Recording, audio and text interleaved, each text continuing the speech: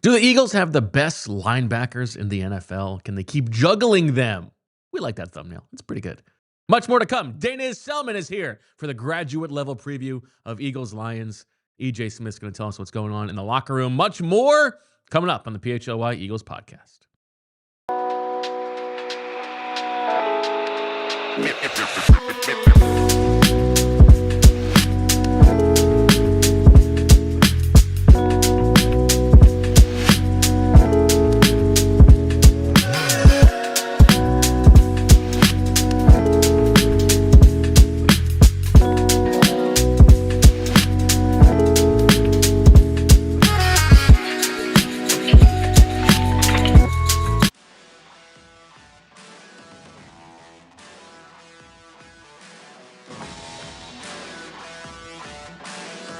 Hello, everybody, and welcome to the PHLY Eagles podcast, live from the Xfinity studio, presented by Bet365 and Ashley.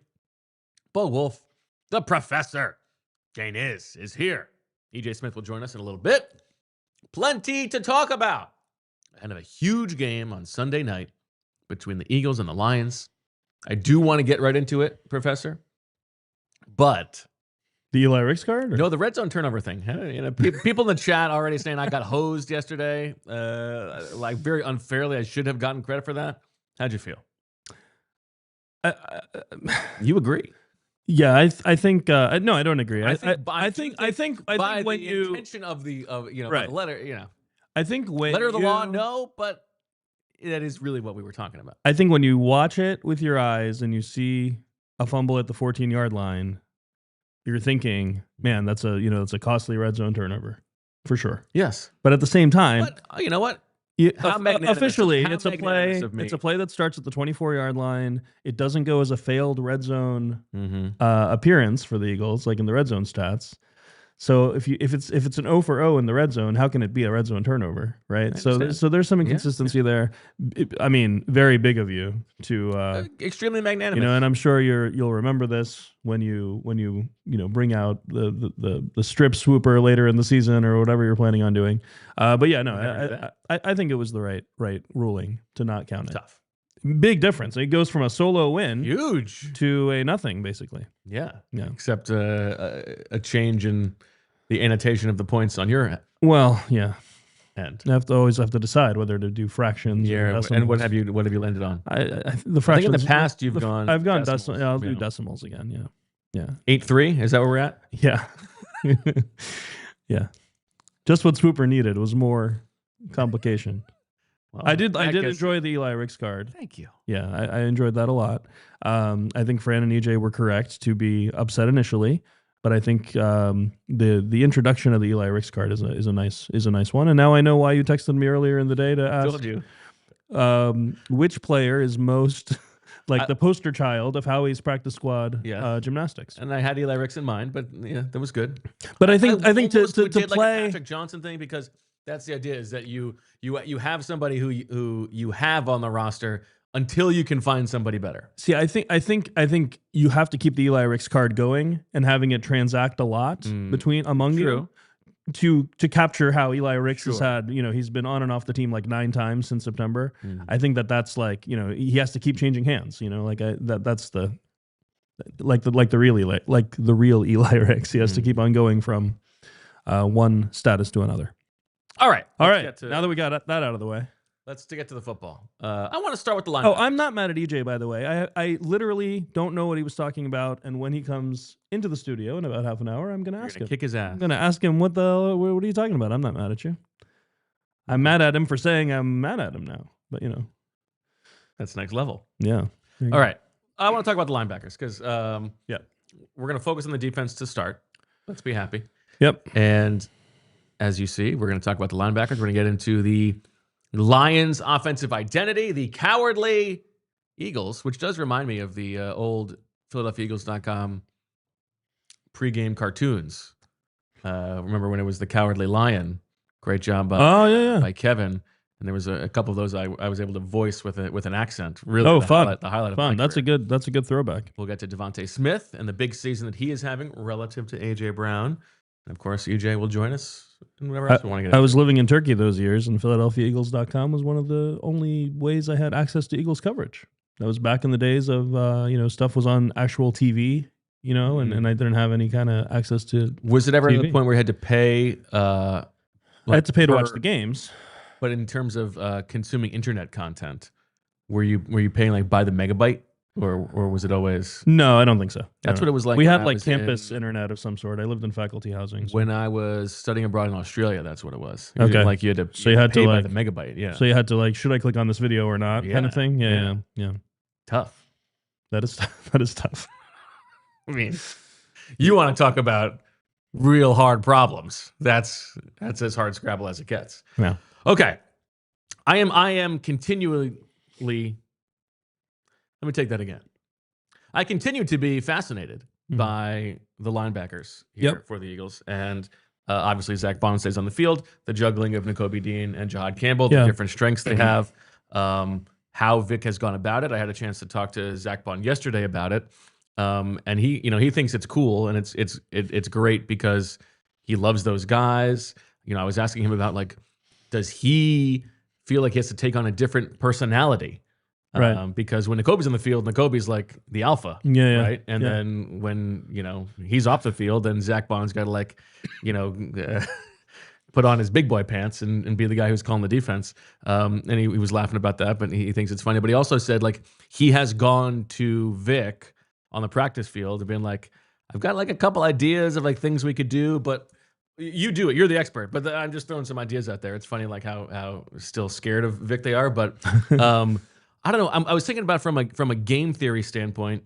Do you find what seems to be now the predictability of when they're rotating with the linebackers? Is that something that you think can be taken advantage of by opposing offenses? Is like, okay, this is a Nakobe drive, so now is when we can really make sure we get Jahmyr Gibbs out on a route. Maybe to some degree, it's dampened by the fact that they're always all out there on base, and so for teams that like to get heavy to run. And then they go light to pass, like Green Bay sort of was in this last game.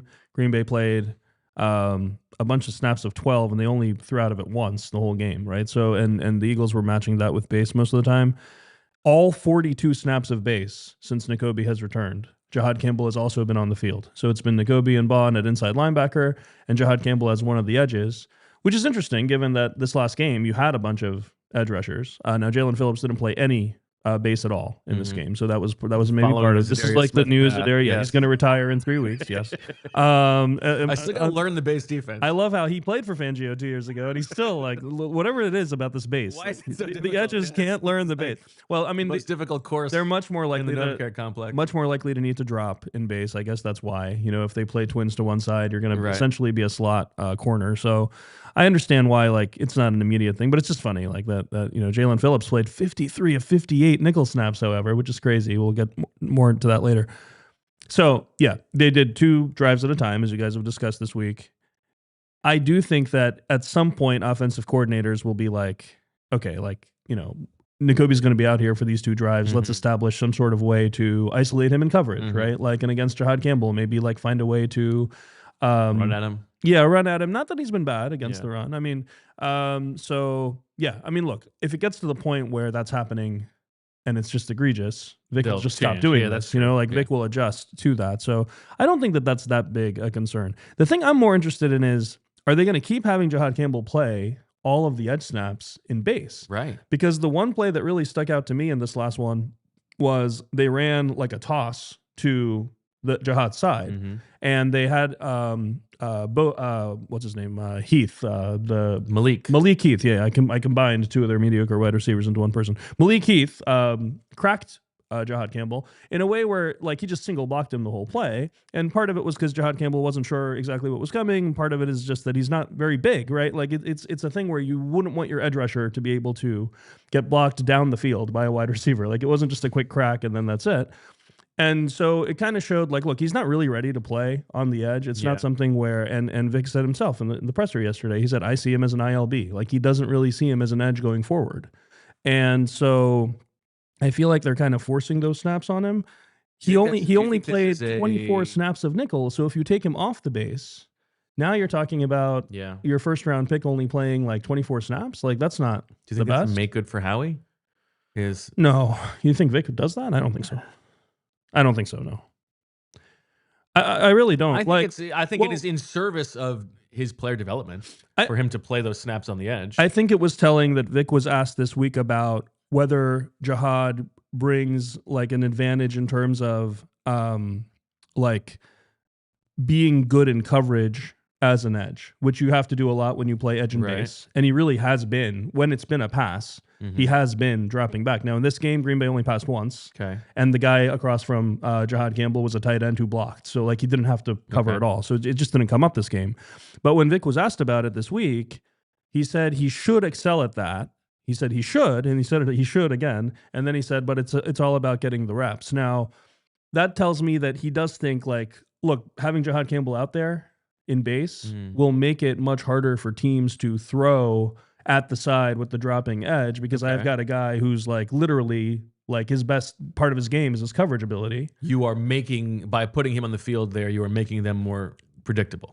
Or in theory. Yeah, or at least like giving you one less weakness, right? Yeah. Like we all remembered when like, not to bring up trauma here, but like when Jannard Avery was dropping in coverage, right? Like for Jonathan Gannon, and it was just like, ridiculous. Like it was just a guy who can't. Hassan, where it was they would never adjust it to whatever it was, where they could just dictate your best pass rusher just always dropped. Yeah. So I mean, just having Jihaad Campbell out there, I think gives Vic a little bit more comfort with the coverage side of things in base, and you could also argue like maybe that's one of the reasons they didn't throw as much from base. Like if teams aren't throwing, that's not necessarily a bad thing. So yeah, I'm kind of talking myself into like Vic knows what he's doing with letting Jihaad Campbell play on the edge on those snaps.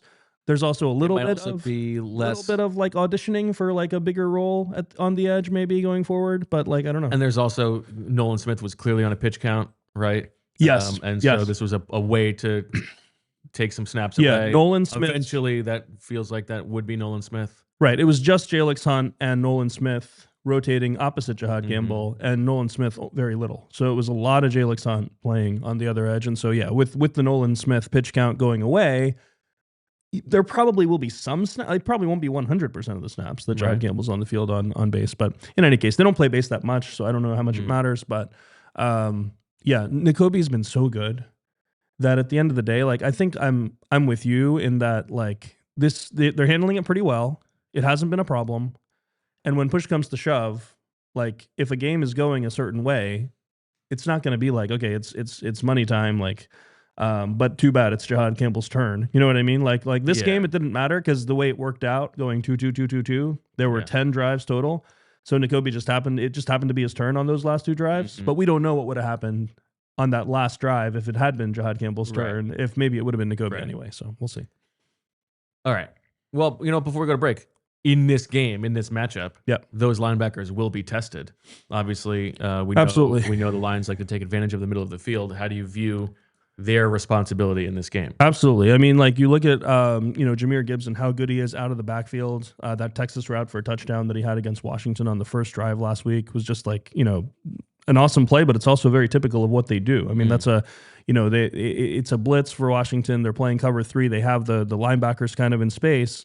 And the linebacker is trying to flatten out to the flat there, and Jahmyr Gibbs looks like he's going flat, and then he just breaks inside, and the linebacker has no chance. And that's exactly what you want to avoid, and that could happen to any of the Eagles linebackers, no matter how good you are in coverage. It's Jahmyr Gibbs; he's really good. One thing to note is, and Fran noted this. He likes a linebacker. Get a hold of this guy. Fran, what? When have I not? I mean, a running back. Oh, running back. Running back. I love running backs catching the ball. I always talk about how much I love running backs catching the ball. Which brings me to my next point, though. I've been talking all year about the Eagles, how the Eagles are 32nd in the league in getting 5 out into the route. Yes. Over the course of the last 2 games, they've consciously tried to get the running back out into the route a little bit more, and there were really, really big plays in both of those games. Saquon had the touchdown against the Giants where he was uncovered because they probably thought he was just going to stay in, and they all just blitzed instead. And then he had the huge 41-yarder against Green Bay where he's kind of the check down option in the flat on a play where he easily could have stayed to protect, but instead he's leaking out. The Lions are now actually below the Eagles in this. They're now 32nd. The Eagles are up to 30th. And as Fran told us yesterday, they're not very good at it. Exactly. And Brian Flores in particular, if you look at the Lions-Vikings game from 2 weeks ago, Brian Flores beat this team by blitzing them and beating the running backs in pass protection. I thought it was like clearly his plan to make sure that instead of his linebackers covering Jahmyr Gibbs was going to be blocking his linebackers, right?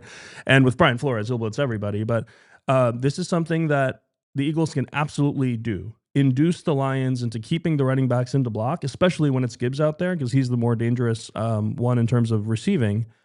With their standard exchange pressures where the linebacker blitzes, like we saw those 2 plays in a row against Green Bay where Nakobe blitzed and one of the edges dropped, and both of those were incompletions because of the pressure that brought. I think Nakobe blitzing, Jihaad Campbell blitzing, whatever it is, if you can get their running backs to block, which they do a lot. It's not like they're a team that doesn't do that. It's not like you're playing the Chiefs and you know the running back's not going to block. I think that's going to be a big part of the chess match in this one. And I'm also curious if they go against tendency and don't have them block. You know what I mean? Like just how that chess game goes. I'm very curious, especially now with we only have one game of Dan Campbell being the one calling plays. I don't know if like who's calling the plays like affects things like the protection call, but I'll be very curious if I'm sure Vic's studying those protection calls, making sure he understands like exactly when the running back is likely to stay in. And I think he's going to be trying to induce the running back to stay in. All right. I like that. Something to follow. Take a quick break, hear from some sponsors. On the other side, the debut of a game that Lindsay has created on her own, which I'm very excited about. We're going to continue this conversation about the Lions offense. At some point, EJ will get here, I think. It's all coming up next. We start with me finding who we're talking about. And that, of course, is our good friends at Elkins. Elkins Chevrolet. You know the good people at Elkins Chevrolet. We've been talking about them for a while. At Elkins, you get championship level service. You get brothers, Jason, Adam, Josh, good people who work together to bring you great service and a great deal. No fumbles, no drama, just real brothers running a local business and backing every Black Friday sales deal like it's the championship game. So, if you're in the market for a new Chevy, make your next move to Elkins Chevrolet. Real brothers, real deals, and a whole lot of honking good service. Shop now at elkinschevrolet.com. Together, let's drive. They don't tell you about our friends at Crooked Tea. Because with Crooked Tea, you get high quality ingredients. Have you ever turned over the can to read what's inside of some of those other hard teas? You can't because they don't tell you. And while they hide what's inside, Crooked Tea brags about it. Crooked Tea brews real USDA organic tea for real flavor with zero sugar. No fake junk hiding behind the label. What you see is what you drink. So next time you're at the store, flip the can. If you can't find the ingredients, just put it back, then grab a Crooked Tea, zero sugar, real tea, and fully transparent. You know it. Real recognize real, Philly. So why drink the fake stuff? Crooked Tea, the only thing better is a strip sack and a Super Bowl. Visit crookedtea.com to find a store near you. Did you ever play kick the can growing up? What is kick the can? Flip the can. You never played kick the can? It was like a neighborhood game. I forget the rules. Lindsay, did you play kick the can? Anybody in the chat? Was there a can involved? Can. Yeah. You're just kicking a can? Like a can of beans? That's the can that comes to No, like an empty can or like a trash can? What are we kicking here? Yeah, like a soda can. Yeah, okay, yeah. I forget the rules of kick the can. I don't think we ever played kick the can. Is it like you're playing soccer except with a can? Wanting to play kick the can, and I can't remember the rules of kick the can. Lots of people in the chat saying they love kick the can. Love that. All right. Does anyone in the chat know what kick the can is? Maybe we can. No. All right. Now, before we get going, go ahead. One more thing, just that I forgot to mention about the linebackers playing. Greg Cosell, who loves talking about how he talks to coaches all the time, said that he talked to somebody in the building and heard that, and this was on his on a podcast. Like this wasn't like he told me. A can of beans. Well, I meant like an empty can of beans, you know, that like you get from the recycling, and you're just using it as a soccer ball or something. Bean guy. Yeah, I like beans. You don't like beans? What's wrong with beans? I like beans. Just not What's the your first favorite can that comes to mind. What's your favorite bean? Bean girl. Okay. All right. Well, Greg Cosell said that Nakobe Dean might be playing more on nickel than Jihaad Campbell now, in part because it just makes it easier for everybody else. That Reed Blankenship was spending a lot of energy on making sure Jihaad Campbell was aligned correctly before plays, and that was taking away from his game and those kinds of things. Now, this is coming from inside the building, according to him, probably from one of the coaches. So that's just another thing to note as one of the potential reasons. Now, obviously, it's not so bad that they're not playing him. It's not like they benched him. Yeah. It's not like you can see on film that there were times where someone else is telling Jihaad Campbell, like, move over a gap or something. I don't think it's anything beyond what you would expect from a rookie, you know? And so I don't think it's like I don't think it's a big deal at all. Probably his bigger problem is making sure Andrew Makuba knows what he's doing. Well, I think that's part of the issue, though. Yeah. Is that, like, he can't have a guy. Yeah, exactly. Like, he's already worried about Makuba, who's been doing a lot better, by the way, in terms of some of the things that we were discussing a few weeks ago. He has not stuck out as a big issue there. There were a couple of plays in the Green Bay game where, like, the pressure definitely bailed out the coverage. I thought Adoree Jackson had multiple plays in a row where he didn't look good, where he could have gotten exposed and he just wasn't because the pressure was there, where he just flat out covers the wrong guy in cover one. Like, all year, when a guy goes in motion, the nickel has taken the guy in motion running the wheel, and the outside corner has taken the inside guy. They've done this like a million times, and all million times they've done it that way, and Adoree Jackson is still covering the wrong guy. You know, like, things like that. For a veteran, it's just got to be maddening. And so I thought it was noteworthy when Vic was asked about moving Cooper to the outside and Michael Carter being a potential solution inside, when he said, he basically said, we're going to move Cooper outside when we don't have good enough play outside. Right, like, and I'm wondering, like, how close he is to that threshold with Adoree Jackson. So we'll see. A good point in the chat from Jay Chime, who says, "Smash the thumbs up, everybody," and we need that. Listen, the algo has been janked. As far as PHLY is concerned, we need your help. Okay, we need you. Hit the thumbs up. Evangelize about the show. Share it. All that good stuff. Comment. Let's go. We need your help. Okay, Lindsay has created a game on her own. I know nothing about this. This is very exciting. My understanding is this is a guessing game for somebody on the Eagles. So I think the rules here, Professor, are whoever shouts it out first wins, but you're not allowed to second guess. So if you shout it out and you're wrong, then the other person can take their time to think about it. Okay. You don't just automatically get it. You don't just lose. You just lose your right to guess when you guess. Well, you lose your right to have the next guess. Okay. So if I shout it out and I'm wrong, you can take your time and think about it. Okay. And then if you also get it wrong, then I can go. Okay. I have no idea what this is. So all right, Lindsay. The debut. Guess the player. First team that they were on. First team they were on. Next team they were on. Oh, wait. We're not seeing anything. Oh, sorry. My bad. Okay. First team. First team is the Eagles. Rams. The logo is a clue, though. Oh.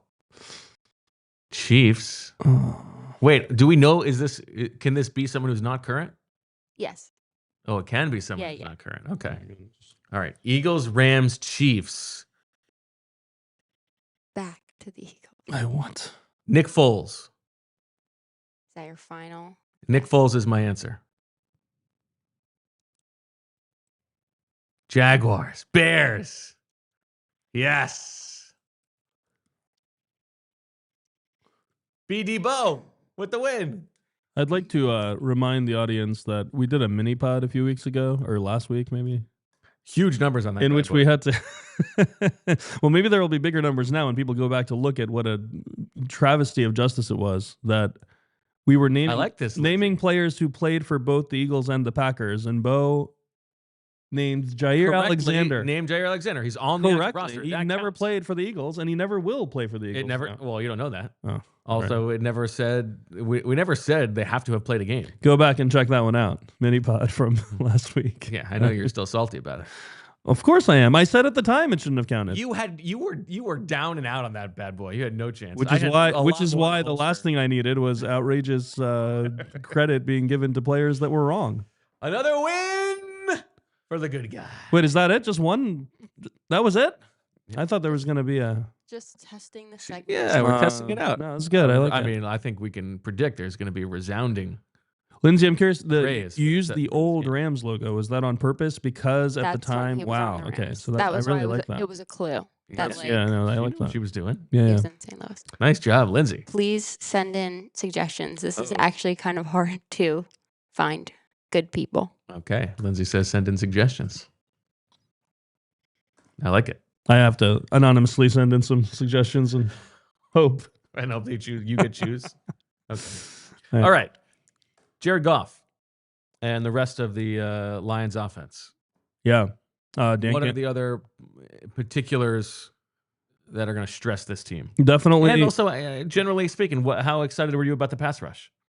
Oh, the Eagles pass rush? Yes. Oh, it was awesome. I mean, like, just to see how Vic could do the things he likes to do, right? Less blitzing, fewer exchange pressures. He had a couple of effective ones, like we talked about, sending Cooper to Jean, sending Nakobe Dean. But for the most part, 4-man rush, impactful. That pocket was collapsing around Love the whole game. More stunts, a lot more stunts than we've seen in the past. Stunts of various sorts. I mean, Jaelan Phillips and Jalen Carter look like they've been playing together for years, like running some of those stunts. The same first name phonetically. It's true. The Eagles can get all 4 of the linemen to to be Jays. Do you think there's any impact in that there when it's Jalyx, Jalen, and Jordan?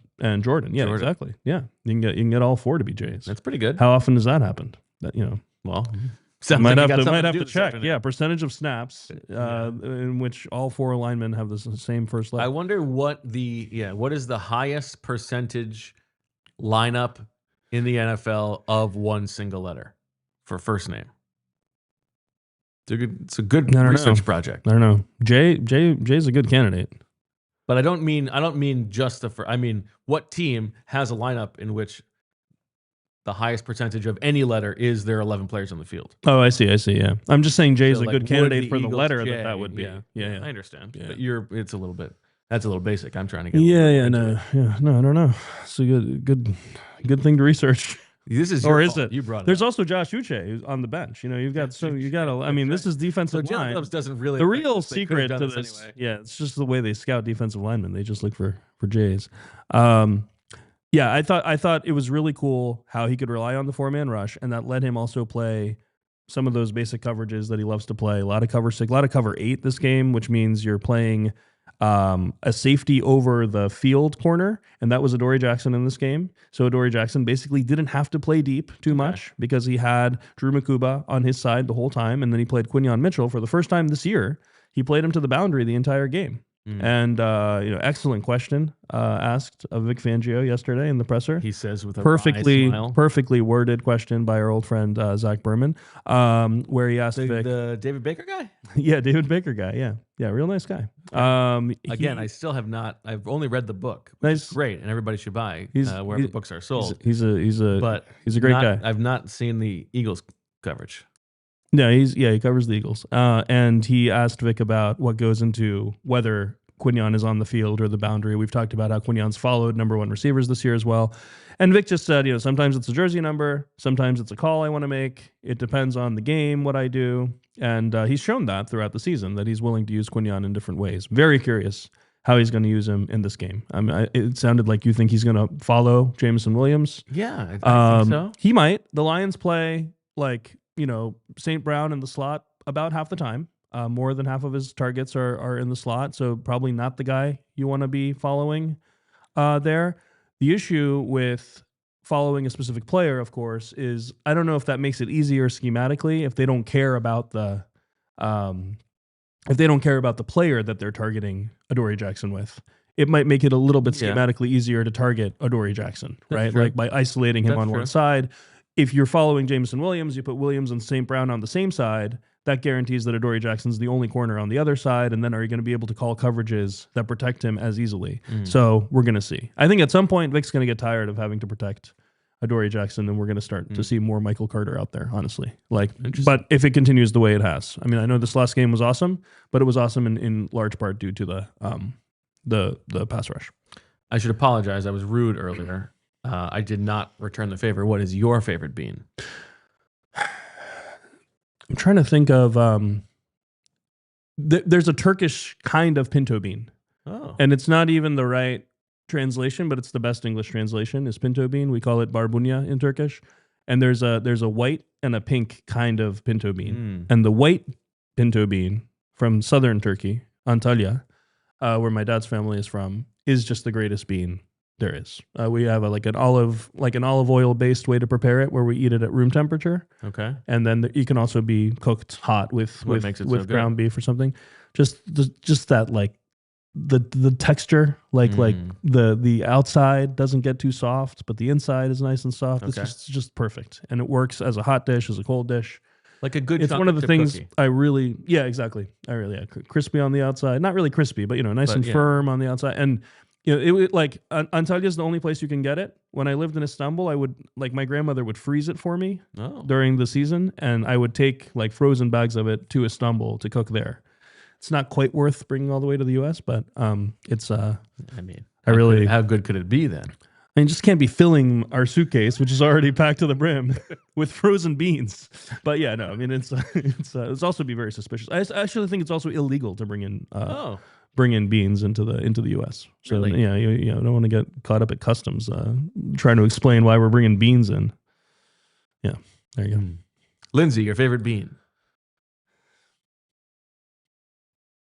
I like white beans. Basic. Okay. Like navy beans, or like what kind of white beans? I don't know how to say it. It's like Kabbalah bean or something like that. It's in some salad I make. They're good. Okay, cool. Big salad flex. All right. Healthy eater. Let us know in the chat. What's your favorite bean? Comment below. Bean talk. Let's take a quick break. Not for the first time. Not for the first time. Let's take a quick break. We will come back and flip sides of the ball. Are you good here? I'm good, yeah. Okay. I just meant on the side of the ball. I have a couple of other things. We'll have a few left. Yeah. And also, a lot of them are just things we can talk about on the other side as well. Let's talk about our friends at TrueMark in a sec. Holiday season. Creeping up. Gonna smack you in the face before you know it. And that means it's the perfect time to teach your kids a little something about money. Greenlight makes it easier. What is Greenlight? Greenlight is an all-in-one money app and debit card made just for families. It helps kids learn to spend wisely, save for what matters, and build smart money habits, all with you calling the plays. Here's the best part. TrueMark Financial Credit Union members get a free custom card with their free Greenlight subscription, which is an $80 value, $79.99 if you want to be precise. If you're not a member yet, no problem. You can open an account on at any of TrueMark Financial's 24 branch locations and score this exclusive offer. So make this holiday season a win by visiting TrueMark.com/greenlight for all the details and get started today. TrueMark Financial Credit Union is federally insured by the NCUA. And then tell you about our friends at Monarch, because we're talking about money.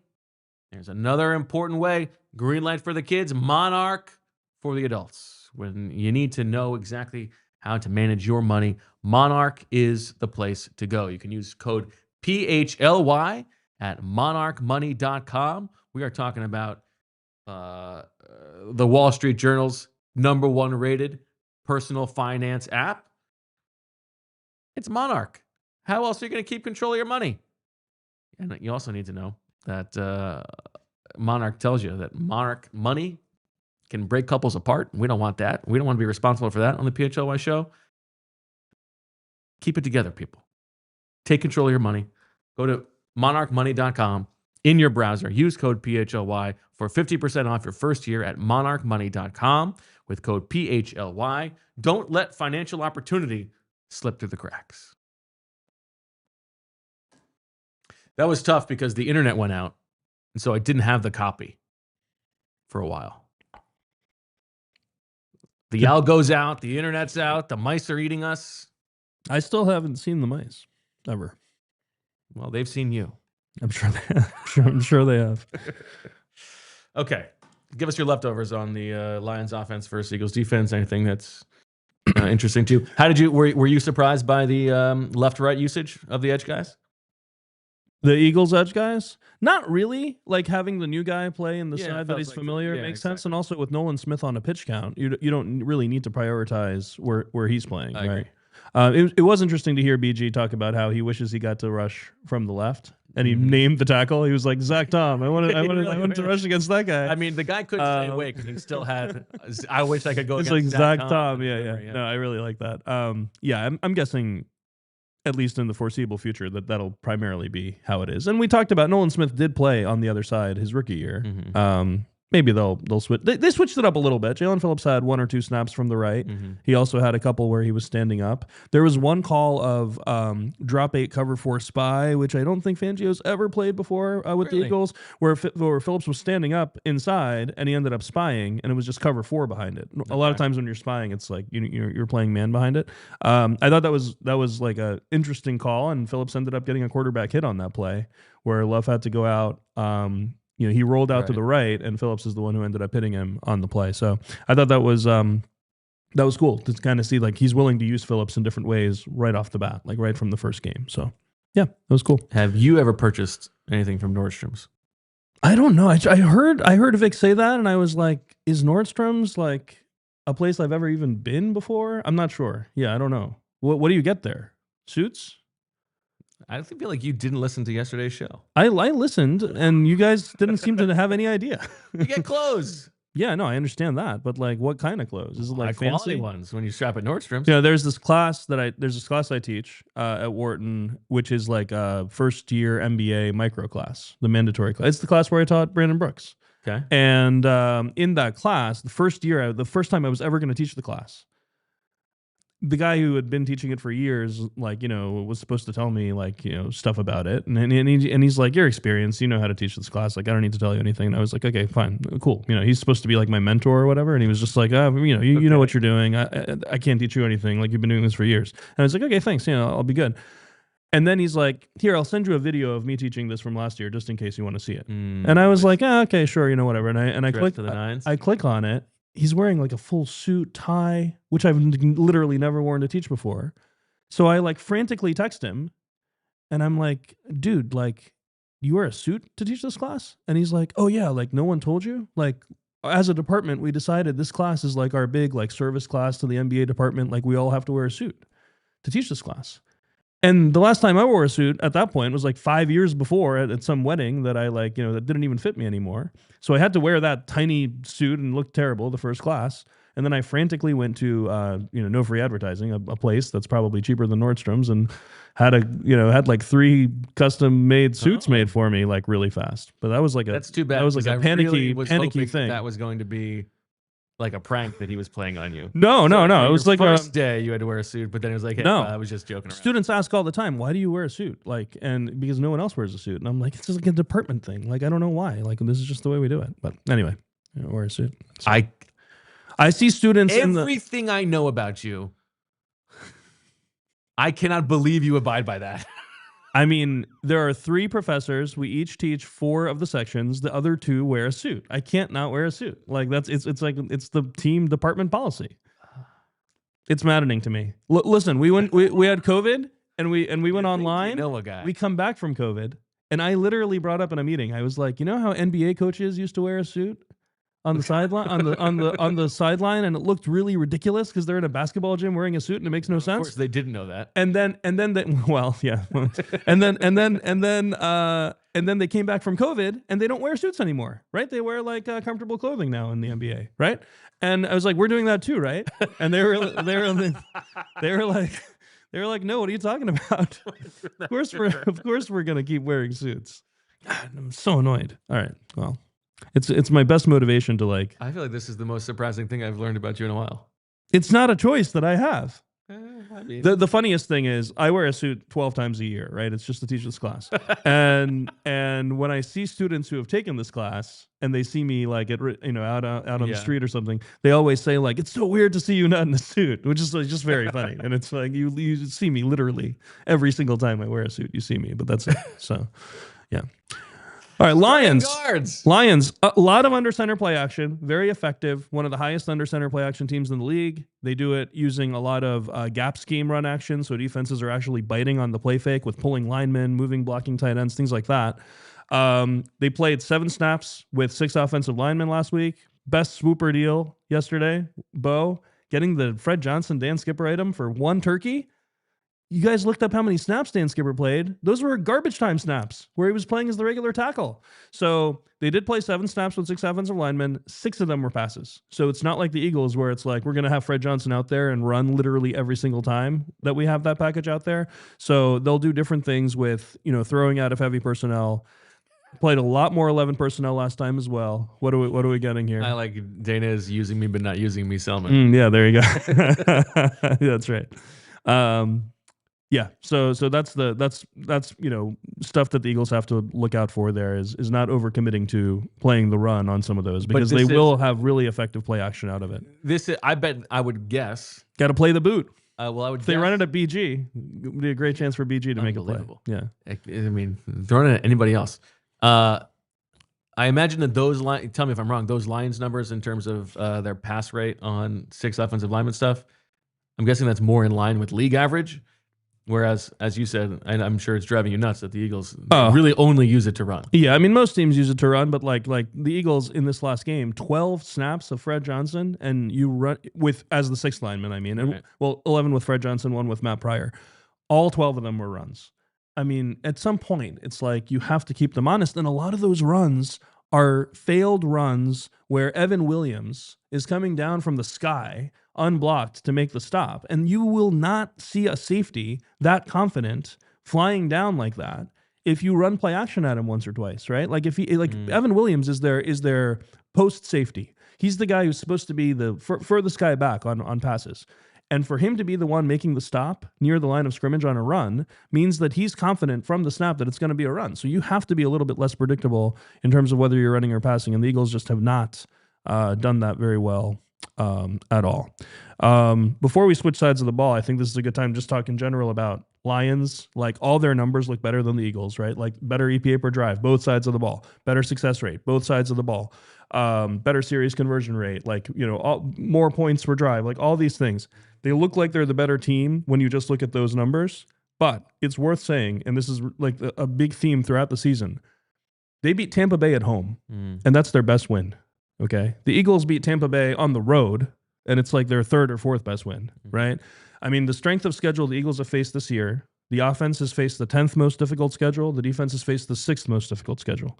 The Lions, their offense has faced the 21st most difficult schedule, and their defense has faced the 20th most difficult schedule, and it's skewed. I mean, the Lions have lost 3 games.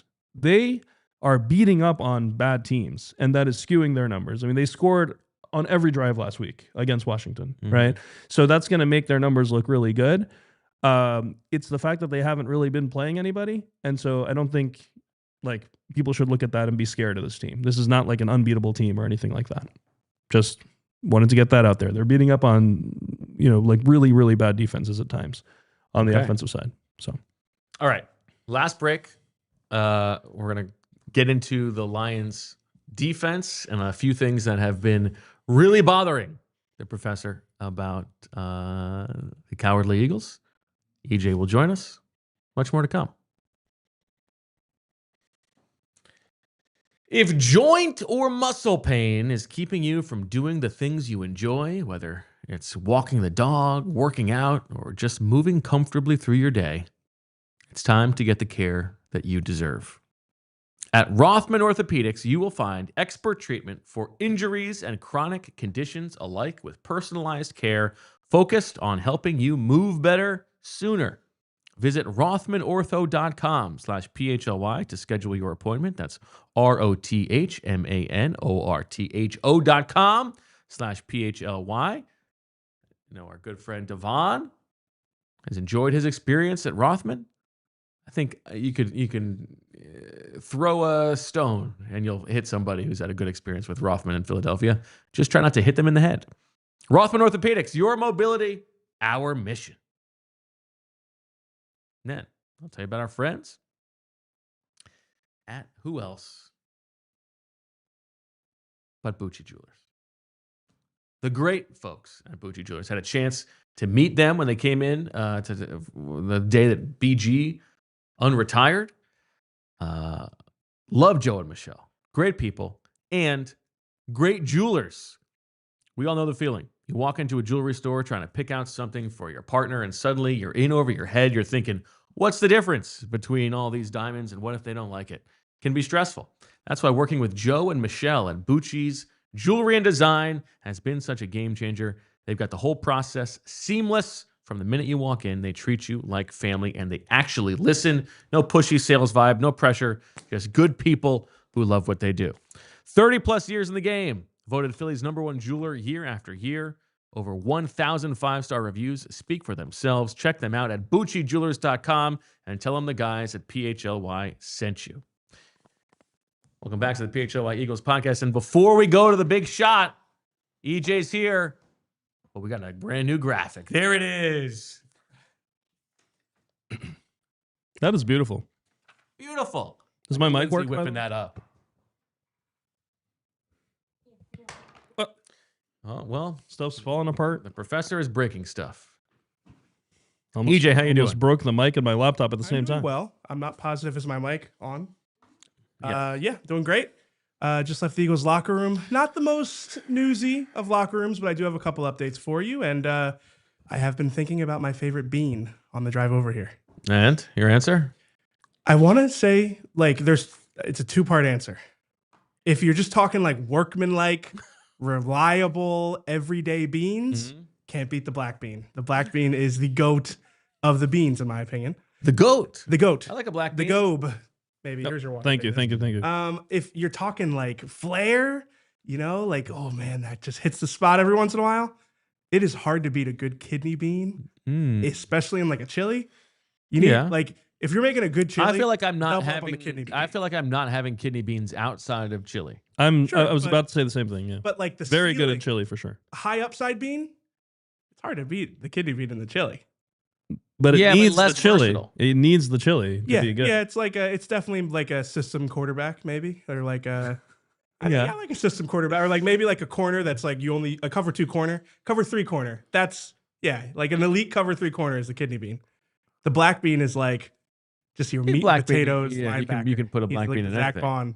How do you feel about a pinto? Wow, shots fired at Zack Baun. No, I mean it's like rock solid. Maybe the best linebacker in the NFL. I just talked. You're like meat and potatoes. Yeah, what did he do to you, EJ? He was very nice to me when we talked, so I should be kinder to Zack Baun. Zack Baun seems to be talking every day this week. You're talking. Well, we had a little exclusive, little side, yeah. little on the side, Yeah. Oh, well, you mean wow. be teammates? Don't waste your time. EJ, I'm a little bit worried about how I'm going to do with this jacket in the studio. It's probably not going to make it the whole show. No, that was not what I was going to say. Did you not have time to take the jacket off? Rush it in here. It's fine. We'll see how long it lasts. It's not going to last long though. Okay, let's get to your notes. Do you wear the jacket when you drive? Yeah. No, I never wear a jacket when I drive. I won't wear like a suit jacket, but I'll wear a jacket like this. Yeah. Yeah, if the car hasn't warmed up yet. Really? No, I never. Sweating in the car is the worst. I didn't sweat in the car. I think I can think of worse things. Got the lights. Okay. I didn't mean to derail you guys. I'm sorry. The chat is wondering, and I'm wondering, why you think I'm mad at you. Oh, because I made a mistake in our group chat yesterday, What and I thought I almost killed you.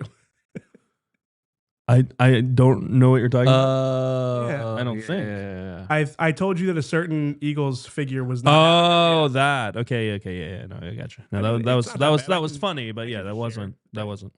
I'll just share it. Yeah, you can share it. I didn't see Kevin Patullo on the schedule, so I told Deniz that he wasn't speaking this week, and Deniz had a conniption. And then I was like, actually, he is speaking. It's just during locker room. It's very funny since it wasn't true. But if it had been true, I would have been very angry that Kevin Patullo was like running from the media after the offense looked so bad. But yeah, since he did actually talk, we can talk about why I was angry at what he said instead of why I was angry that he wasn't going to say anything. All right, let's get to EJ's notebook. What do you have for us? So we heard from Cam Jurgens in the locker room, who said that he is not sure if he's going to play, but honestly, I think he's trending in that direction.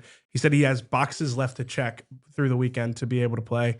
He said he's going to wear a knee brace if he does play, and he said that he's sort of not thrilled about that. He said he wore knee braces in college and wanted to be done with that. So that was the big news from the Eagles locker room. And then did you know that, you know what, I'm going to save that one. I'm going to save it for a story.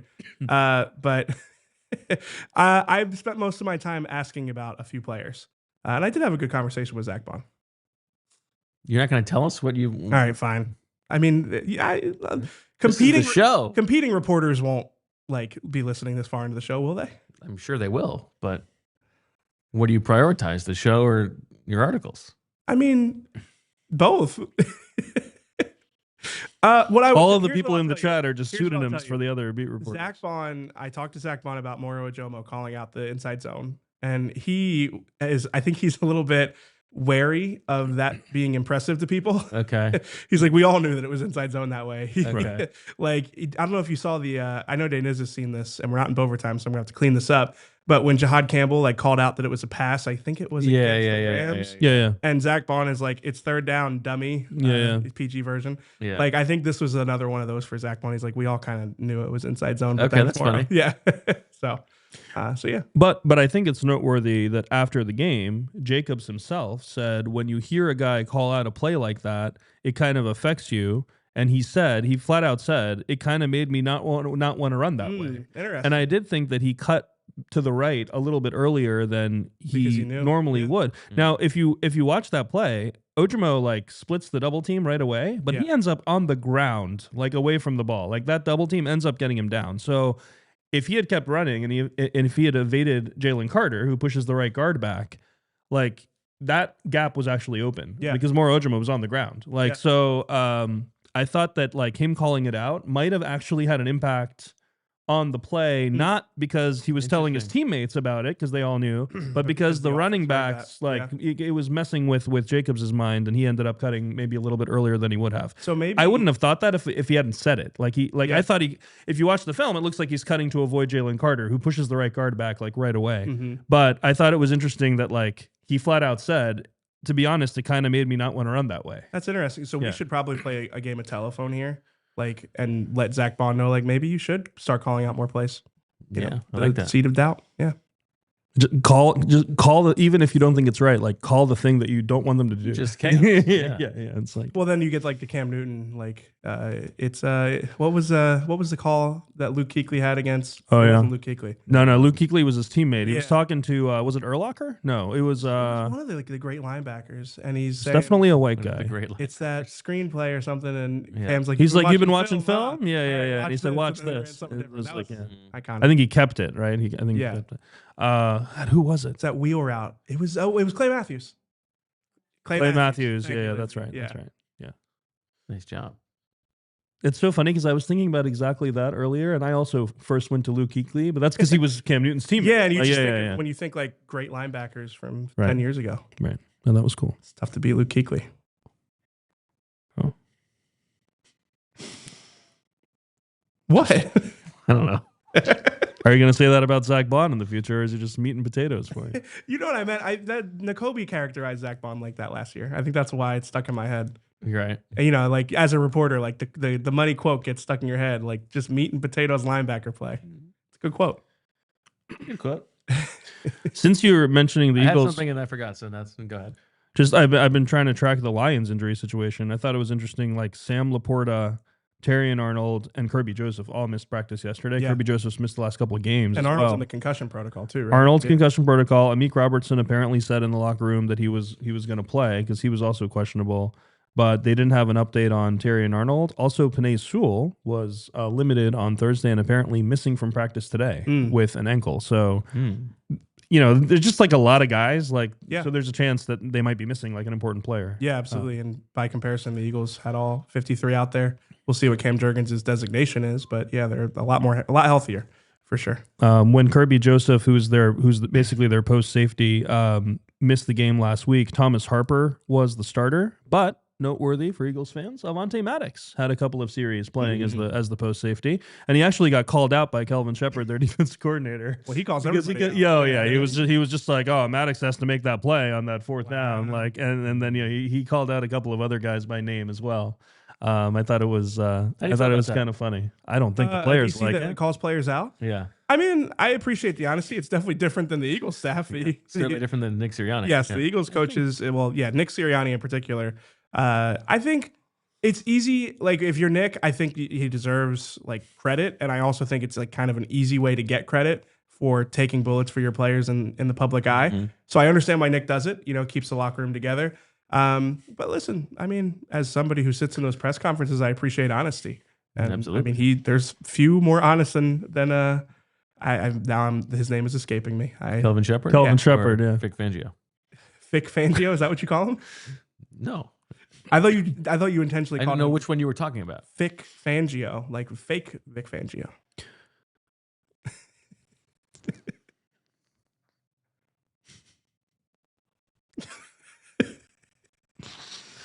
I think that's good. Vic Fangio.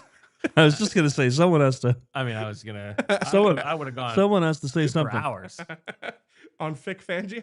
No, I just wasn't gonna say anything. So is this Devonta Smith? Is this gonna be your thing now? Like, just no sell all my jokes.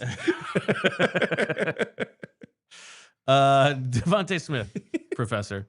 As we flip to the offensive side of the ball at 257, has been awesome this year. Yeah. And probably lost in the AJ Brown conversation, and how much is the offense, not taking advantage of AJ Brown, is how much Devonta Smith has taken a bit of a leap. Yeah, I mean, when you look at Devonta Smith this year, 10.6 yards per target, by far his career high, over a yard more than any year before. Highest DPA per target as well, one of the highest DPA per targets in the league. He's getting targeted exactly as much as AJ Brown this year. Like, there's this narrative that like AJ Brown is not getting targeted and Devonta Smith is, but like their targets per route is exactly the same. Targets per game is exactly the same. AJ Brown missed a game, that's why his overall targets are a little lower.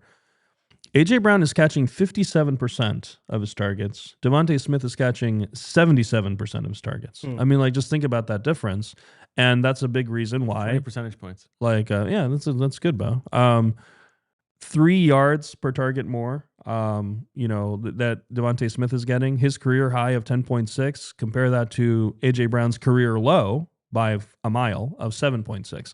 AJ Brown was getting over 11 yards per target last year. So there's a big difference in like what you're generating when you're throwing to these guys. And we talk about how you're not getting any yak at all in this offense in general. It's not like Devonta Smith's getting a lot either. But just to get a sense of like the way they're using AJ Brown and one of the reasons he's not effective, AJ Brown has 100 yards of yak total for the season so far. 28 of them came on those 2 plays against the Rams. Yeah. Like, they're just not doing anything that can generate yak for him, which is making his effectiveness very limited because you're throwing low percentage balls to the outside to him, those kinds of things. And Devonta Smith's making catches down the field for explosives, and so that's why these numbers look the way they do. But he's been great. There's a sentiment out there that the reason that AJ's yards after catch are down. Do we need to go now? Let's table this discussion. Go ahead. No, let's do it. Can I do it? Oh, wow. Wow. We're going to continue this conversation in overtime. How's that? What a thief. Wow. Oh, come on. Shouldn't you be proud of me? Is that your first overtime? I think it's the first time I've had to do it. I stumbled a little bit, but we got there. You didn't give it a little shimmy. I did. I went like this. Oh. So Deniz, one of the sentiments that's out there is that the reason that AJ's yak is down is not because of like his usage, but his yak's down. But I'll tell you what, his yap is way up. I knew you were going to do that. The second. Lindsay, I think, do we have the yak graphic? Yes, we do. This is the Big plays. No, this is the QB QB air yards. Yeah. It's a good like graphic that shows the contrast between these two offenses as well, where the Lions throw the ball deep by far the least of any team in the NFL. Jared Goff's air yards, like per attempt, are 29th in the NFL, whereas Jalen Hurts is 3rd. But the yak generated by these offenses is drastically different. So Jared Goff is in the very upper left of that graph because they're really good at getting yak per completion. They're 2nd in the league. And Jalen Hurts is 31st in the league on this offense. So AJ, you're saying the reason this is not something where it's AJ isn't creating the same level of separation, or he's not the same. But he's player. He's not doing that either. Yeah, like, but next gen stats numbers on separation, AJ Brown's separation is nowhere close to Devonta Smith. Do you attribute it more to the level that AJ is playing at, or more to the way that he is being used and the way that the Eagles' offense is currently structured? Well, like. Part of it is you watch the film and you're trying to figure out, like, is AJ just being lazy here? Is he not trying? Or is he declining physically or whatever it is? And then there's also the coach's decisions on how to use him, right? Yeah. So the Eagles ran under center play action 5 times in this game against Green Bay. Mm-hmm. On the first 3, AJ Brown's not on the field. And it's like you have a sequence of plays where AJ Brown is on the field in these heavy personnel looks, like, and they're running the ball. And then they take him off the field in a heavy personnel look, and they run under center play action. And Darius Cooper's on the field running like a deep route on that. Yeah. And so it's like where he slips? Where Darius Cooper slipped. This happened 3 times in the first half where they run under center play action. And the first one ends up being a throwaway. The second one should have been an interception that Jalen threw across his body to Dallas Goedert. Yeah. And then the third one, they stopped doing the outside zone like bootleg stuff, and they started doing the like thing where Jalen only half turns. Yeah. And when he does the half turn play action, so he doesn't completely turn his back to the defense, the linebackers don't bite at all. Yeah. I mean, you're just not like accomplishing anything with that. You may as well just run shotgun play action if you're going to do that, or whatever. Shotgun, I mean, no one bites on the shotgun play action either. That's why I thought you could do that. But and that one was broken up. So these were like all unsuccessful. Well, one of them was successful, but it was lucky. The other 2 were unsuccessful, and all 3 have AJ Brown not on the field. So to me, it's like, this is exactly when you want A.J. Brown on the field running some sort of inbreaker behind the linebackers that you're sucking up into the play action. Like, he should be the guy that you're featuring on this. Having him and Devonta out there together would be a great chance to give him an opportunity to generate yak and to generate some sort of positive play. And the fact that they're taking him off the field on those, like, it's either malpractice by the coaches or there's something about what they're seeing from AJ Brown that makes them not want him on the field there. If you're asking why would you ever also was coming off of injury, to be fair. That could have been part of it.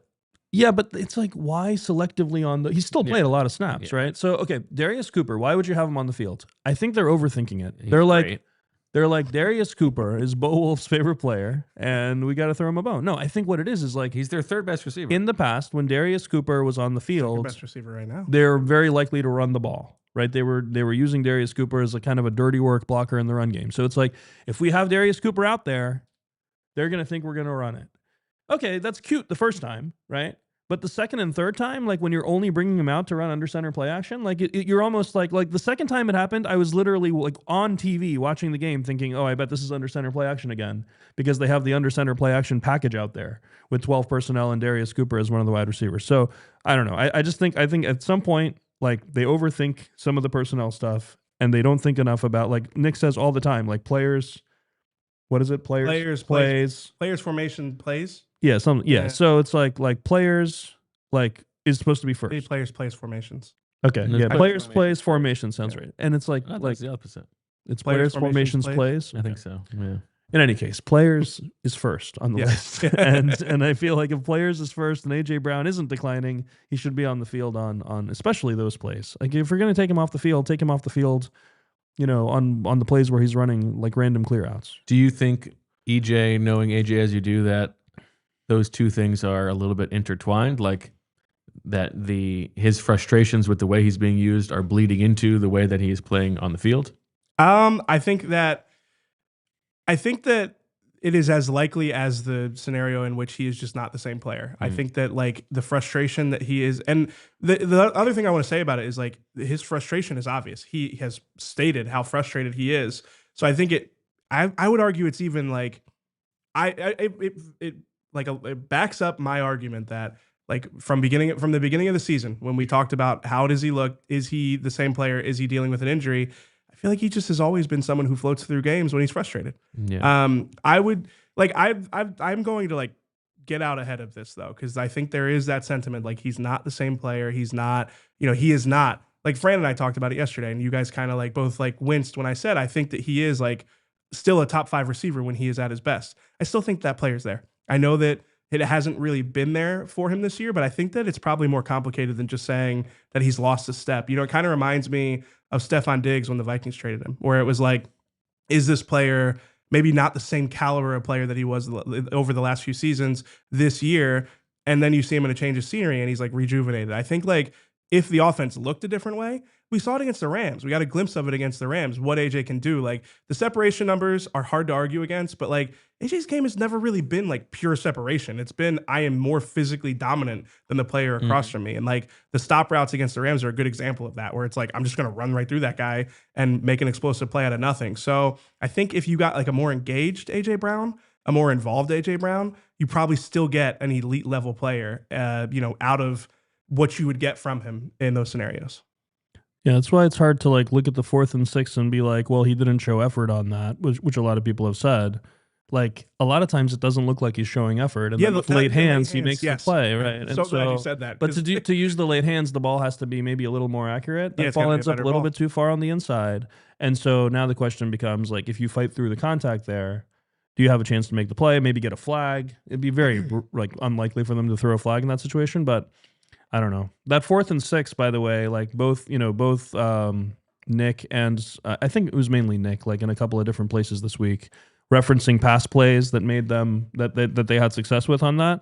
3 plays in particular from last year, right? They had a 40-yarder. These are all go balls down the left sideline to AJ, right? They had the 40-yarder to seal the game on 2nd and 11 against Cleveland. That was an alert at the line of scrimmage by Jalen, just like this one was. He gives him the little thumbs up, thumbs down. 41-yarder on 4th and 3 at the Giants in the big Saquon game against the Giants. Like that was a 4th and 3, 41-yarder down the sideline. And then in the NFC Championship game, there was a 4th and 5 where they threw the 31-yarder down the sideline as well, which Sirianni referenced when someone said, like, I think it was John Ritchie on WIP, was like, I was thinking punt there, coach. Yeah. And Nick was like, I'm sure you were thinking punt on 4th and 5 in the NFC Championship game too. We know how anecdotal they are completely on those kinds of things there. I didn't think it was obvious what to do on 4th and 6, for the record. I know Joe Kearns was in the chat asking what I thought about it.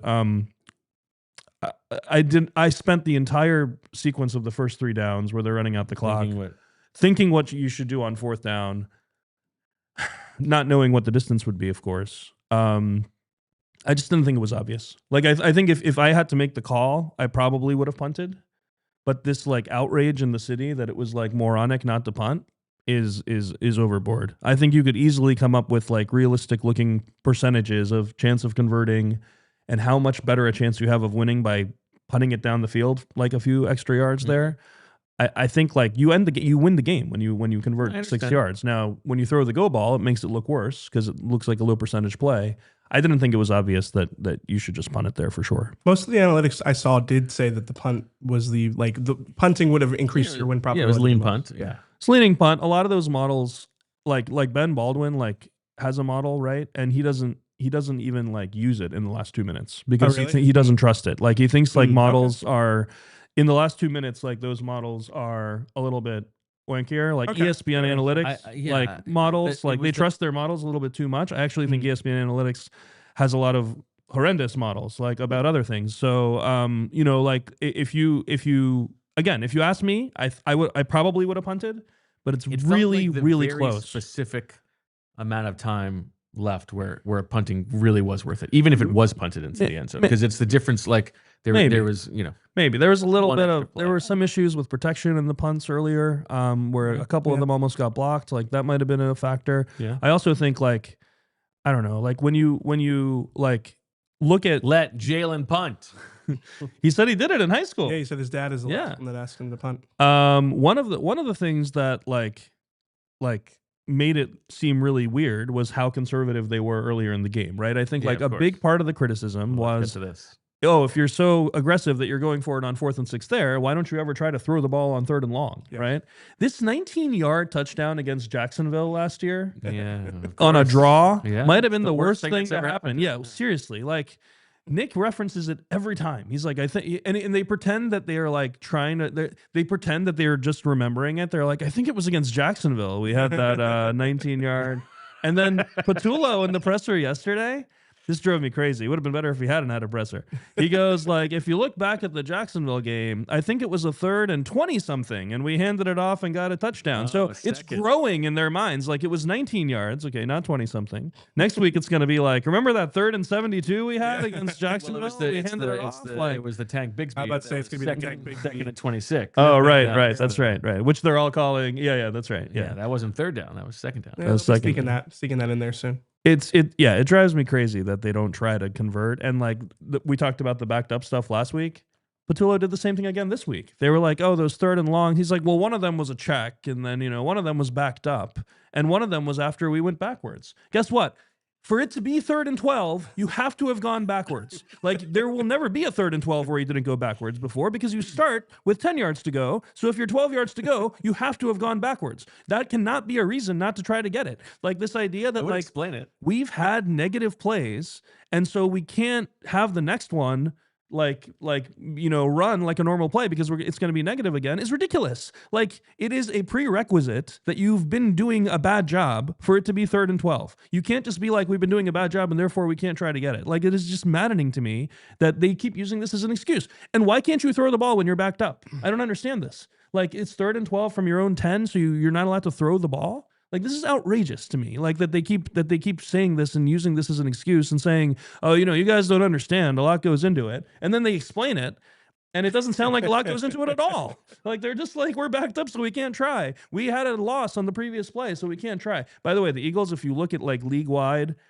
plays that they call based on what just happened on the play before, they are more predictable based on that than other teams. Like, if they throw for a first down, they're much more likely to throw on the next play. If they run for a first down, they're much more likely to run on the next play compared to other teams, like relative to the league. Okay. Like, I really think they're like, oh, we're rolling with this, so let's do this. Yeah. And it's just very frustrating to me. Not to mention another one that's really like this. End of the half. Well, I was going to say, what angers you more? Is the end of the half 3rd and 12 pass or the end of the half? The end of the half probably angers me more because there's like no downside at all to throwing a Hail Mary or something. And on WIP, Nick said at the end of the half, I love this. This is just like the when you go backwards. He goes, at the end of the half, unless time is limited, we're always going to try to score. Well, guess what, Nick? Literally the definition of the end of the half is the time is limited. Like, that's what makes it the end of the half, is that the time is running out. So that cannot be the reason that you're not trying to score. Like, what are we talking about? And he also said, like, oh, the first couple of plays weren't successful. Same thing again. Like, they throw the incompletion to Devonta Smith on 2nd down. And suddenly that's like a reason not to try on 3rd down, and you hand it off to Will Shipley. Just outrageous. Like it's that is crazy. Just maddening to me. Like, oh, we had an incompletion. Well, guess what? Teams go incomplete all the time. Like, all the time. That's how 3rd down works. The reason it's 3rd down is because you didn't get the first down on 1st or 2nd down. Like, you can't get to 3rd down any other way. So this idea that like, oh, it's 3rd down now because we messed up the first 2 downs, so let's not try. But it's different if you forget that for the Eagles it's 1st and 9. Well, yeah. That's what it is. Like, end of half, there's no time to do the sneak, so there's no point in running the play to set it up. I don't know. It's the end of half very, very truly insane. The jacket's got to come off now. Deniz is heating up. I think there have now been like 9 end of halves at least in the last 2 years, which have driven me crazy. And think about all the end of halves where they don't have the ball. I mean, like, this is like more than half of the end of halves where they've had the ball. Yeah, have driven me crazy. All right, sorry. Well done. Crazy. Was that cathartic for you? Like, do you feel better now? I mean, I've done this rant like 5 times this week in random settings, but yeah, no, poor Emily, like, has to hear some of this. But, and then, like, students ask me, like, students will come up to me in the hall and like ask me about it, like, what'd you think of this and stuff, and I just go on this like, and you adjust your tie.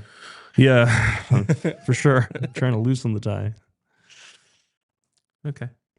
it's not going to get fixed either because they're so convicted and that they're doing the right thing. But it goes to the team they want to be is conservative, hunt the big play. Yeah, Lindsay, I think there's a graphic for this, right? This is the big plays and turnovers. And turnovers. This is the core who they want to be. Nick Sirianni's favorite thing to talk about, right, is the double positive. Like winning the double positive. Like we want to have more big plays and more turnovers. This is just or fewer turnovers. This is just the offensive side of the ball. And this shows that the Eagles are among the top teams, top 3, top 4, in avoiding EPA loss from turnovers, right? They had a turnover in this last game, so that lowered it a little bit. And then on big plays, they're one of the top teams. They don't get like a large volume of like 10-plus yard plays, but they do get a large volume of 20-plus yard plays compared to the rest of the league. So EPA from 20-plus yard plays, they are 8th in the league. So they're in the upper right. You see the Lions are in the upper right as well, along with the Bears, interestingly, who have the same record as the Lions, by the way. Big Black Friday matchup coming up in a few weeks. The 3 and outs, we can look at the 3 and out graph. Are still historically high. So when you look at this team, like they're going 3 and out more than any offense since 2014. I'm just going to keep mentioning this every week because it's crazy. But they're doing what they want to do. But they're scoring touchdowns because they are really good at protecting the ball, getting explosives, so that when they do get first downs, they're big first downs, and they're still awesome in the red zone. I mean, they are number 1 in the red zone, 81%.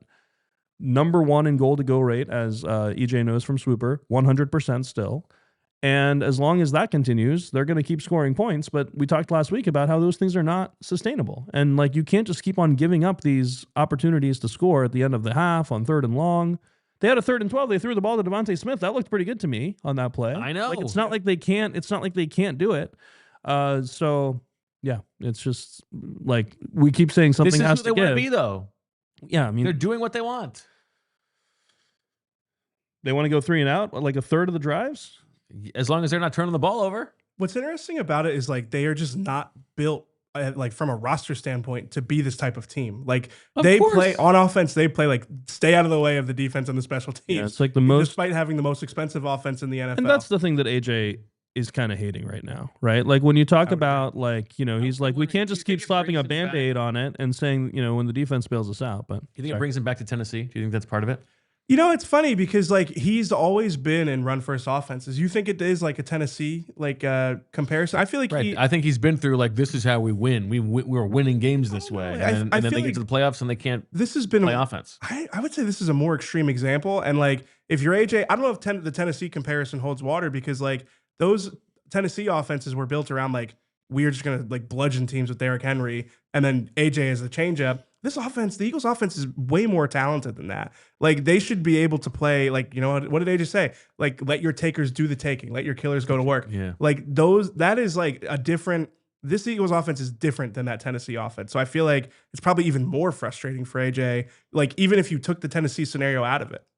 It's so hard to read AJ's mind, and you guys have certainly been trying. We've been trying all week, so I don't want to get into it too much. But I'm always wondering, like, is AJ in all this communication that he talks about that he has with the coaches, and Patullo says he's in his office all the time, and these kinds of things, is it like the calling of the plays that he's frustrated with? Is it the sequencing?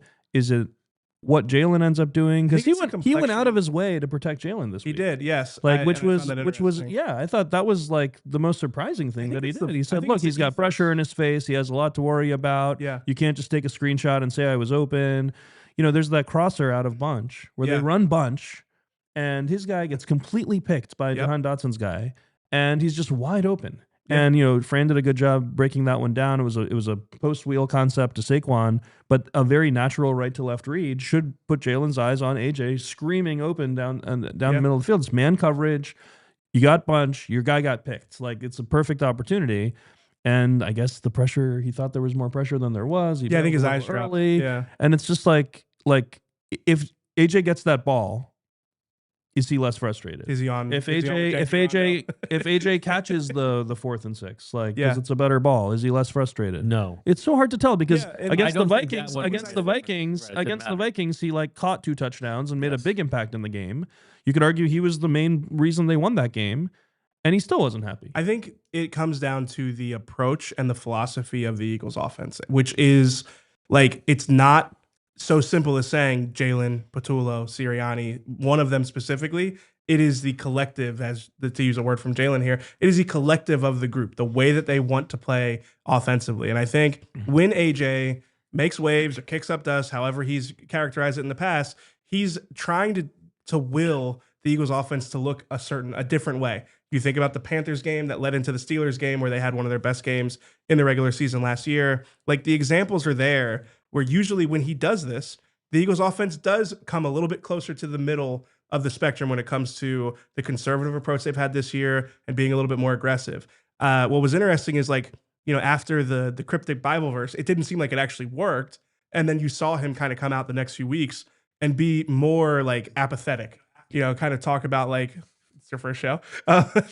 Wow. Talk about like how he's starting not to care anymore, right? It's your voice. I know, which was trippy. I didn't like that. But I think that it comes down to like wanting the offensive approach to look different. And that's like where you don't get the sense from like players in the locker room that they feel differently, that, it seems like guys agree with AJ that like the offense has to be better and that he should be a big part of it. But I'm just like not convinced it's going to change in the way that he wants it to change. Yeah. I think he's just not, I think he's just unhappy. And sometimes when you're unhappy, there's no logic to, like, he might not be exactly sure what he wants, I'm sure there's a certain way the game could go where it's just like, okay, this is what I wanted. But there are a lot of like kind of gray area ways the game can go, like the Minnesota game where he has over 100 yards and 2 touchdowns and he's still like, unhappy. Yeah, didn't get enough targets in the first half or something. Like, there's always going to be something. And it's just hard when, especially because the offense is trying so hard to find an identity, and it's like you come out and you run under center runs, and he like wants 5 to be times the identity. in the first quarter. Like, he's made that clear. He wants to be the one. He wants to be the guy that he would look at like the 3-and-out percentage and go like, a team that I'm on shouldn't have that problem. Like, the first third down, no matter what it is, like, he wants to be the player that wills them down the field. And I honestly think he's earned that, and I understand where he's coming from. You might not agree with the way that he's gone about it. I'm not going to tell people that they should, but I do understand that from being around him since the summer. Like, he wants to be the driving force, the way that Saquon Barkley was last year. And he really hasn't had the opportunities for a multitude of reasons. I feel like the identity would be a good nickname for somebody. No, that is good. That is good. Who would just be in the general? It would be kind of funny if it would be like a shot across the bow. Like, I'm changing my name to the identity. Like an Iron. Oh, if he named himself that. Because if if we started doing that, if we coined it. Also, I've seen Thick Fangio in the chat. I don't know how to feel about that nickname. But shout out to Nunya, who says EJ coined and minted. Didn't want me to swipe that one. But that's all yours, chat. But yeah, it'd be kind of mean if we were like, AJ, your new nickname is the identity, when he's not, in fact, the identity. Unless he is. And like, that'd be like you calling me Bovertime guy when you're never going to let me do it again. No, it wouldn't. All right. Whatever leftovers you got. Well, we can transition to how the Lions defense is going to play against AJ. Oh, right. You guys talked yesterday with Fran about how the Lions play a lot of man coverage. I know Mina was on with you guys saying that she didn't think that they play that way, right, because of this matchup. We should also contextualize that even though the Lions are like the most man coverage, it's still 39% right. man. Yeah, it's still more zone. Yeah, exactly. There's not a single team in the NFL that plays more man than zone. So they're 30th in zone, 4th in man. When you look at the way they use their personnel, it is fascinating. It's very different than other teams, and also the way they approach the pass rush. So 60% of the time they play in base. That includes 94% of the time when the opponents are in heavy personnel. The league average for that number, by the way, is 65%. Eagles are right around that. When this is against heavy personnel only, teams are still in nickel a third of the time. The Lions are never in nickel against that. They will always play in base. And Kelvin Shepard, who was a linebacker himself as a player, played against the Eagles on the Giants, on the Dolphins. He said that his 3 linebackers, and we're talking about Jack Campbell is the middle linebacker. Alex Anzalone is the other off-ball backer. And then you've got Derek Barnes, who is kind of their hybrid. He can play on the end of the line of scrimmage as an edge. and he can also play off the ball. He said that the three of them, and also Brian Branch, who's the strong safety, who's played nickel in the past, who can cover wide receivers one-on-one, basically lets them play base in a way that other teams can't do. Now, when they switch to nickel, which again, they play the least nickel of any team, but when they switch to it, they take one of the defensive tackles off the field, and they still keep all three linebackers on the field. So this is the only team in the league that plays all three linebackers all the time, which is fascinating given our discussion here in Philly. We have three great linebackers. What can we do? Yeah. Well, if you gave them to Kelvin Shepherd, he would leave them all on the field all the time, which is interesting usage there. So they'll take... But they don't have Moro Ojomo. They don't have Moro Ojomo. That's right. And what it is like they have Aleem McNeil, who's their kind of three-tech pass rushing defensive tackle. DJ Reader, I love that reference. DJ Reader, the nose tackle, comes off the field, and they don't replace him with a pass rushing D tackle. Instead, they replace him just with the nickel back. That's it. And so what you have is all three linebackers are just kind of hovering around a three-man line. You don't know who's going to rush and who's not. But a shocking amount of the time, I'm going to find it right now, 18% of the time, first in the league by a mile, they only rush three. So they're dropping 8 or more into coverage 18% of the time. League average is 4%. So that's something that Jaelen has struggled with in the past. It lets you spy with a guy, and it also lets you play various types of zones. It also explains extra guys numbers about the slow time to pressure. Okay. Yeah, I think that's right. If you're only rushing with 3 and one of them's kind of like a zero tech who's just kind of there to occupy a guy, it's going to be harder. Aiden Hutchinson plays almost exclusively to the weak side on the edge. So rather than do left and right, what they'll do is whatever side Barnes is on, which is typically the tight end side, they will have Hutchinson on the other side. That lets Tyler Lacey, who's more of a kind of hybrid player, tuck inside as the edge on the other side. So he usually has his hand on the ground with Barnes outside him standing up, and Hutchinson will rush from whichever side is the weak side. That's typically how they use Hutchinson. So it's not a matter of like he's going to get matched up against Lane or matched up against Jordan. This is kind of the way the Seahawks used Michael Bennett. It's actually like that's the defense that this reminds me of the most stylistically, because they did the weak and strong with the edge rushers, which a lot of teams don't do. If someone told you that they got you tickets to see DJ Reader, what kind of performance do you think you would expect to see? Man, such a bad name for a DJ. Right. Is he going to just be sitting up? Sounds like it's just be boring. Yeah. Like DJing an audiobook. Yeah. But that'd be DJ Listener. No. I mean, oh, yeah, you're right. We have had this conversation before. EJ, do you appreciate when a guy doesn't use the dots? So like DJ Reader doesn't have the periods. It's just DJ. Oh, I love that. Yeah. Sorry. I don't like, I see the guys. You're like, no, it's like you do that, EJ. Like, why are we taking ourselves so seriously here? Like we don't need the dots in your name. And was it EJ Jenkins that the Eagles like have wrong on the website? They have it wrong. Yeah. I've had enough conversations about this where I'm confident in my reporting on this. That's why you got to look at my depth charts that I post. I got it right on there. Yeah. Real quick about this last game, he was upset about the explosives they gave up, Kelvin Shepherd. And everybody knows this is something. Yeah. He's like, Avonte Maddox sucked on that play. Like we got to do better than that. He was very happy with the run defense. And the Eagles were so bad running the ball last week. I am just curious if this is going to turn into one of those things again where I'm just like, stop running it so much on early downs. It's really making it hard to, especially because you're going to give up on third down when it doesn't go well. They got beat on explosives. They do these exotic rotations into coverages where sometimes they'll disguise themselves out of coverage, which is a expression that Fran loves to use. Brian Branch starts in the box and he has to become a cover 2 safety. They gave up a 41-yard post on that play to Washington last week. So I think it was the first drive. So those are the kinds of things that they can get beaten on, and they have gotten beaten on. If Terry and Arnold can't play, we're talking Rock Yassin is the next guy in at corner, right? And Amik Robertson, the other corner, is also limited, as we've said. So, I mean, there should be matchups on the outside that the Eagles can exploit if they're willing to throw the ball and willing to try to get guys matched up on them. We'll see how that goes. Rock Yassin, a Temple guy for at least a year. I had to double check that. I was like, I'm pretty sure he played for Temple for one season. Didn't he come out from Temple? Yeah, that's why you think he's a Temple guy. Yeah. But just nice. Kind of like me. Full sentence All-Star. I transferred into is that a full sentence? Yes. Rock is a verb. Rock Yassin. Rock Yassin.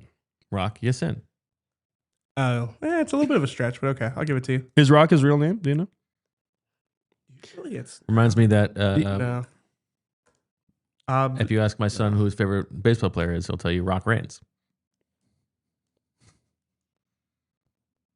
Just big Rock RANTS guy. Is that something that you instilled in him? I told him he was my favorite player growing up. Okay, there he might have been. He might have been influenced by that. Yeah. I always joke. This is really off the rails here, but my dad's favorite son, even though he's only actually got me, is a guy named Rock. Okay. Why? Because like my dad was a coach, and like this guy is like a mentee of him. I feel like if you're a football coach, you're gonna love a guy named Rock. Yeah, for sure. Yeah, for sure. You're gonna get a few more snaps than you actually deserve if your name is Rock. Yeah, my dad. That's right. I mean, listen, my dad loves me. It's just a joke. I think we know that. Yeah. Shout out to Rock. He's a good guy. This is not really related. It's just something I've been wanting to talk about. Fred Johnson the other day was in the locker room carrying around his portable speaker. Yeah. And he was as he's one to do. And he was playing Notorious Thugs, which is so good. And it's then like everybody around the locker room is then just like doing it to themselves. And it's such a good and like, can I come in hard with bombed and dangerous? You know, like, but I want him to know that I know, like, you know, come on, I'm cool. 7 a.m. up in the morning, you know, come on. You want Fred Johnson to know you're cool. I don't think Fred Johnson would care. Do you? No, he's a nice guy. But like, I would say, like, I was listening to that song in the shower the next. Oh, you should have told him that. Before. He would have loved that. Like that's a go-to song. Could you imagine if you went up to Fred Johnson like, I listened to that in the shower? Right, exactly. That's what I'm gonna sound like. No, it's gonna like, I love that song too, Fred. I think if you say that, you actually have to also say you literally. Hey, Fred, I really love that song. I think you literally. You literally have to say, I'm cool, like when you say that. Like, it's a great, it's also a great, Notorious Thugs is a great example of patience, you know, like, because if you really want to prove your bona fides, you gotta wait and wait and wait. And then if you can hit Bombed and Dangerous right when it comes in, it's easy to jump that one. You know, you gotta wait and hit it like right. a Dreams and Nightmares type of situation, I guess. Oh wow, that was a real. What is with you no selling everything? Is this? Wait, did I miss something? Is this a bit that I'm not aware of? No, I mean me on the like the entire every, show. Every joke I make, you're just gonna be like, yeah. Every joke I make, and then you do that and like you start laughing. One of my biggest disappointments this season is that I am yet to see Fred Johnson in the wild this year. Wow, I haven't seen him anywhere. Maybe I'm not going out enough. Used to see Fred Johnson like every month. Well, he stands out. He does stand out. Even like my Lotto will like talk about how Fred is built differently than the rest of them, which I find interesting because like my Lotto is one of the most unusual human beings I've ever seen, in a complimentary way, I guess I should say. Evren discovered this week that Fred Johnson is 6'7", and so every time Fred Johnson comes up, which he comes up a lot in our house, you gotta do it again. He's just like he's doing the 6'7". That'll kill it. That'll be the end of that. You know, one of the things. Sorry, we're just off the rails. One of the things I talked to Zack Baun about was my like Jihaad Campbell take that you weren't that into. He's like, and I mean this in a complimentary way. He's like a puppy with like really big paws because he's like. You can see how good of a player he's going to be, but he just kind of isn't like, he hasn't figured it out yet. And he's also really goofy in the Eagles locker room in like a whimsical way. So Zack Baun agreed with my analogy and said that he reminds him of Jalyx Hunt last year. Just like a goofy kid, but like, you know that he has some real upside. Do you think he's going to get, I mean, you're doing the puppy analogy. So like, do you think he's going to fill out and get big and... Oh, like actually, literally, physically? Yeah. Or just like his stature? I think that's one of the things that like is missing when he's playing on the edge, right? Like, or will that hurt his coverage ability? He doesn't, you tell me if you disagree. He doesn't look like a player that's going to like put on 40 pounds by the time he's like a veteran. Jalyx Hunt, like, yeah, I could see that. Who else did I feel like was like that? Nolan Smith, a little bit. I felt like Nolan was going to get bigger as he got older. I feel like Jihaad he kind of looks like he's going to look. I'll tell you, the only reason I disagree with that analogy is that I like Jihaad Campbell. Yeah, but I'm no, saying he doesn't complimentary. like dogs, EJ. Oh, okay. Yeah. I get it. I thought it's like, listen, I'm not trying to compare a human to a dog, although I do that with you all the time. But I want to make it clear it's like a complimentary thing here. Okay. You just, yeah. Sorry, I was slow to pick up on that one. That's okay. All right. You got anything else? Three random facts. Ooh, okay. Nick Sirianni. This should be 2 truths, 1 lie. Well, it's 3 random facts. Yeah. Well, yeah. Unfortunately, they're all. Well, yeah. Take one out and make one of them a lie. Yeah. Change the percentage point of something by like 1 degree. I think these are all things you guys probably know, but Nick Sirianni is 10-0 against the NFC North, which is crazy. Did a whole short about that. Yeah, including 2-0 against the Lions. Did you do some sort of like cheating during the short, similar to the Jair Alexander one? Eagles are the only NFC team that Dan Campbell has not beaten.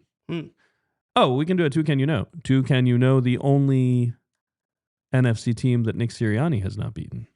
NFC team? Yeah. Regular season only, I guess. No, it all counts. The Seahawks. The Eagles have not beaten the Seahawks at all since something like 2007 or something. So that is correct.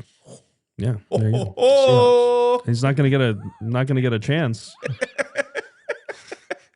Might get a chance next year. You're just mad. You're just trying to mask that you can't believe you just lost that to me. I won the more important game today. There it is. 2, can you name all the teams that Nick Sirianni has a losing record against? Okay, so the Seahawks. The Bucks. No. Yeah. Yeah. The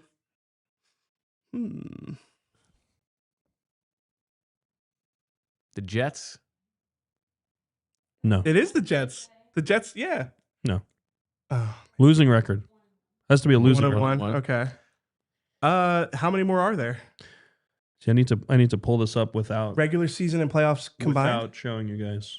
They've beaten the Chiefs twice, though, haven't they? Yeah. Not the Chiefs. Oh, the 49ers. Beaten the Chiefs 3 times in a row, 3-2. 49ers, right? 49ers 1-2, though that one was a pretty big one. Okay. This includes playoffs. Okay. So the 49ers, the Seahawks. They beat the Cardinals.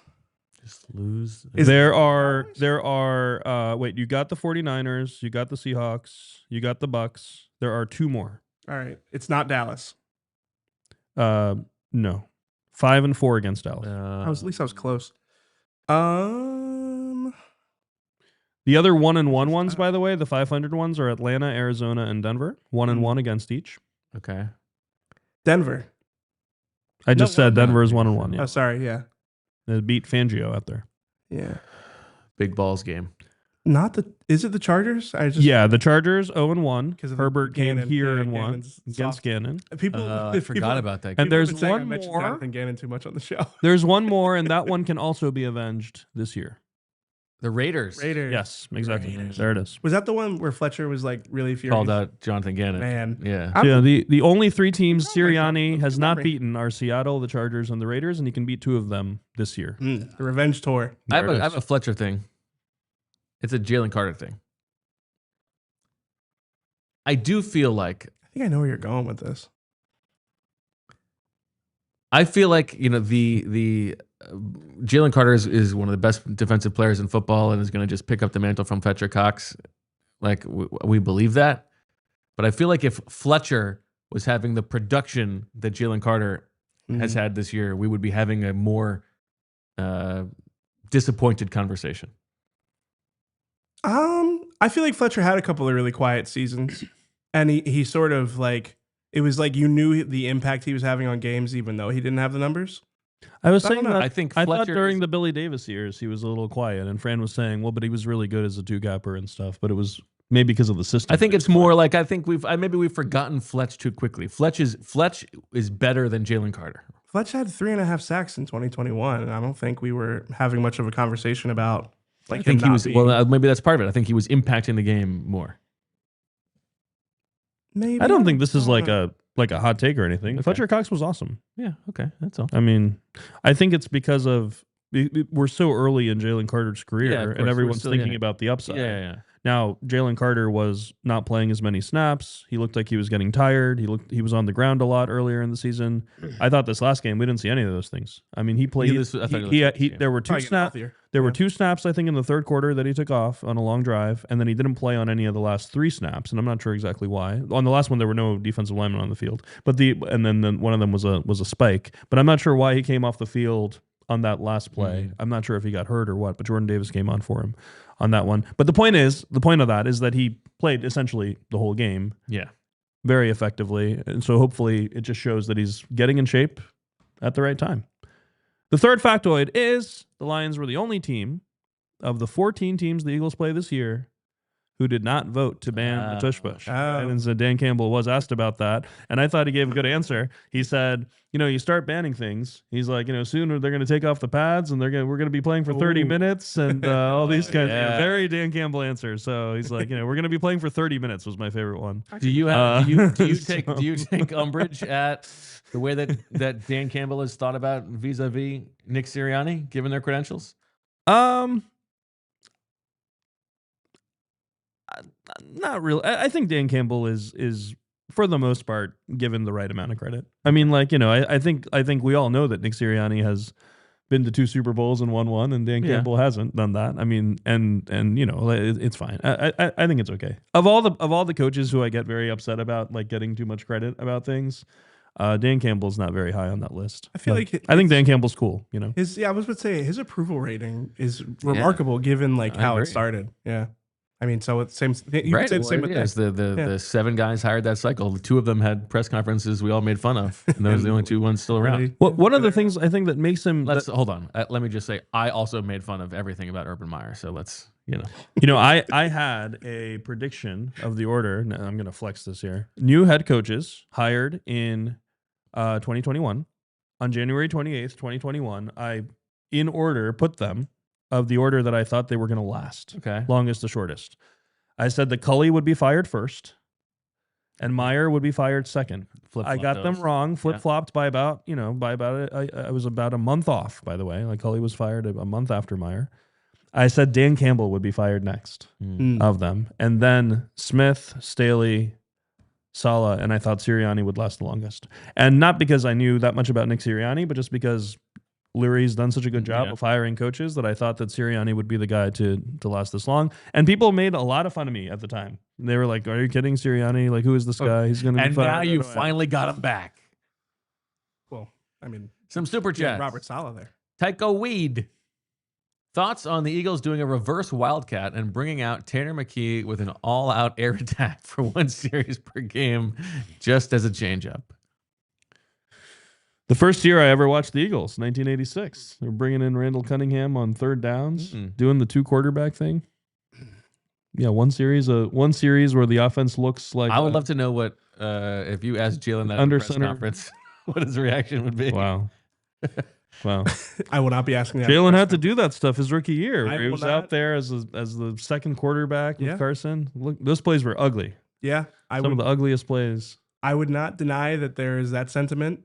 That sentiment exists, that it would look a lot different with Tanner McKee. But, I mean, Super Bowl MVP we're talking about. Dr. Prince Blue.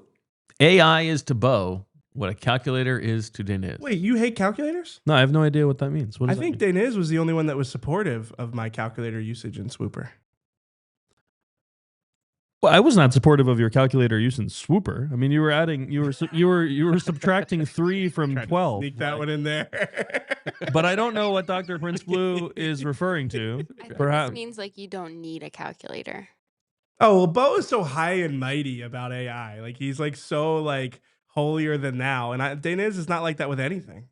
Except maybe AI. Actually. No, I'm with Bo on AI. Yeah, totally with Bo on AI. But you're not AI. I'm not high and mighty. AI is so obviously terrible for humanity that I don't even talk about it that much because it's just so clear that it's the case. Can you repeat that lie one more time? Can we get a close up on Bo so that he can look in the camera, look at the audience? That makes it sound like it's a bit. Like I'm playing it up. No, there's no bit there. You're not high and mighty. I am correct about it. Are you high? Would you characterize your personality as high and mighty at times? No. Come on. Listen, I love you. You are my work wife, but we got to be real. You can't sit here and just let that slide. Jake makes with a very generous super chat. This is very generous. Jake. Unbelievable. That's not yen. Those are dollars. Those are $1. All right, there you go. Thank you, Jake. EJ Recursion is a great book.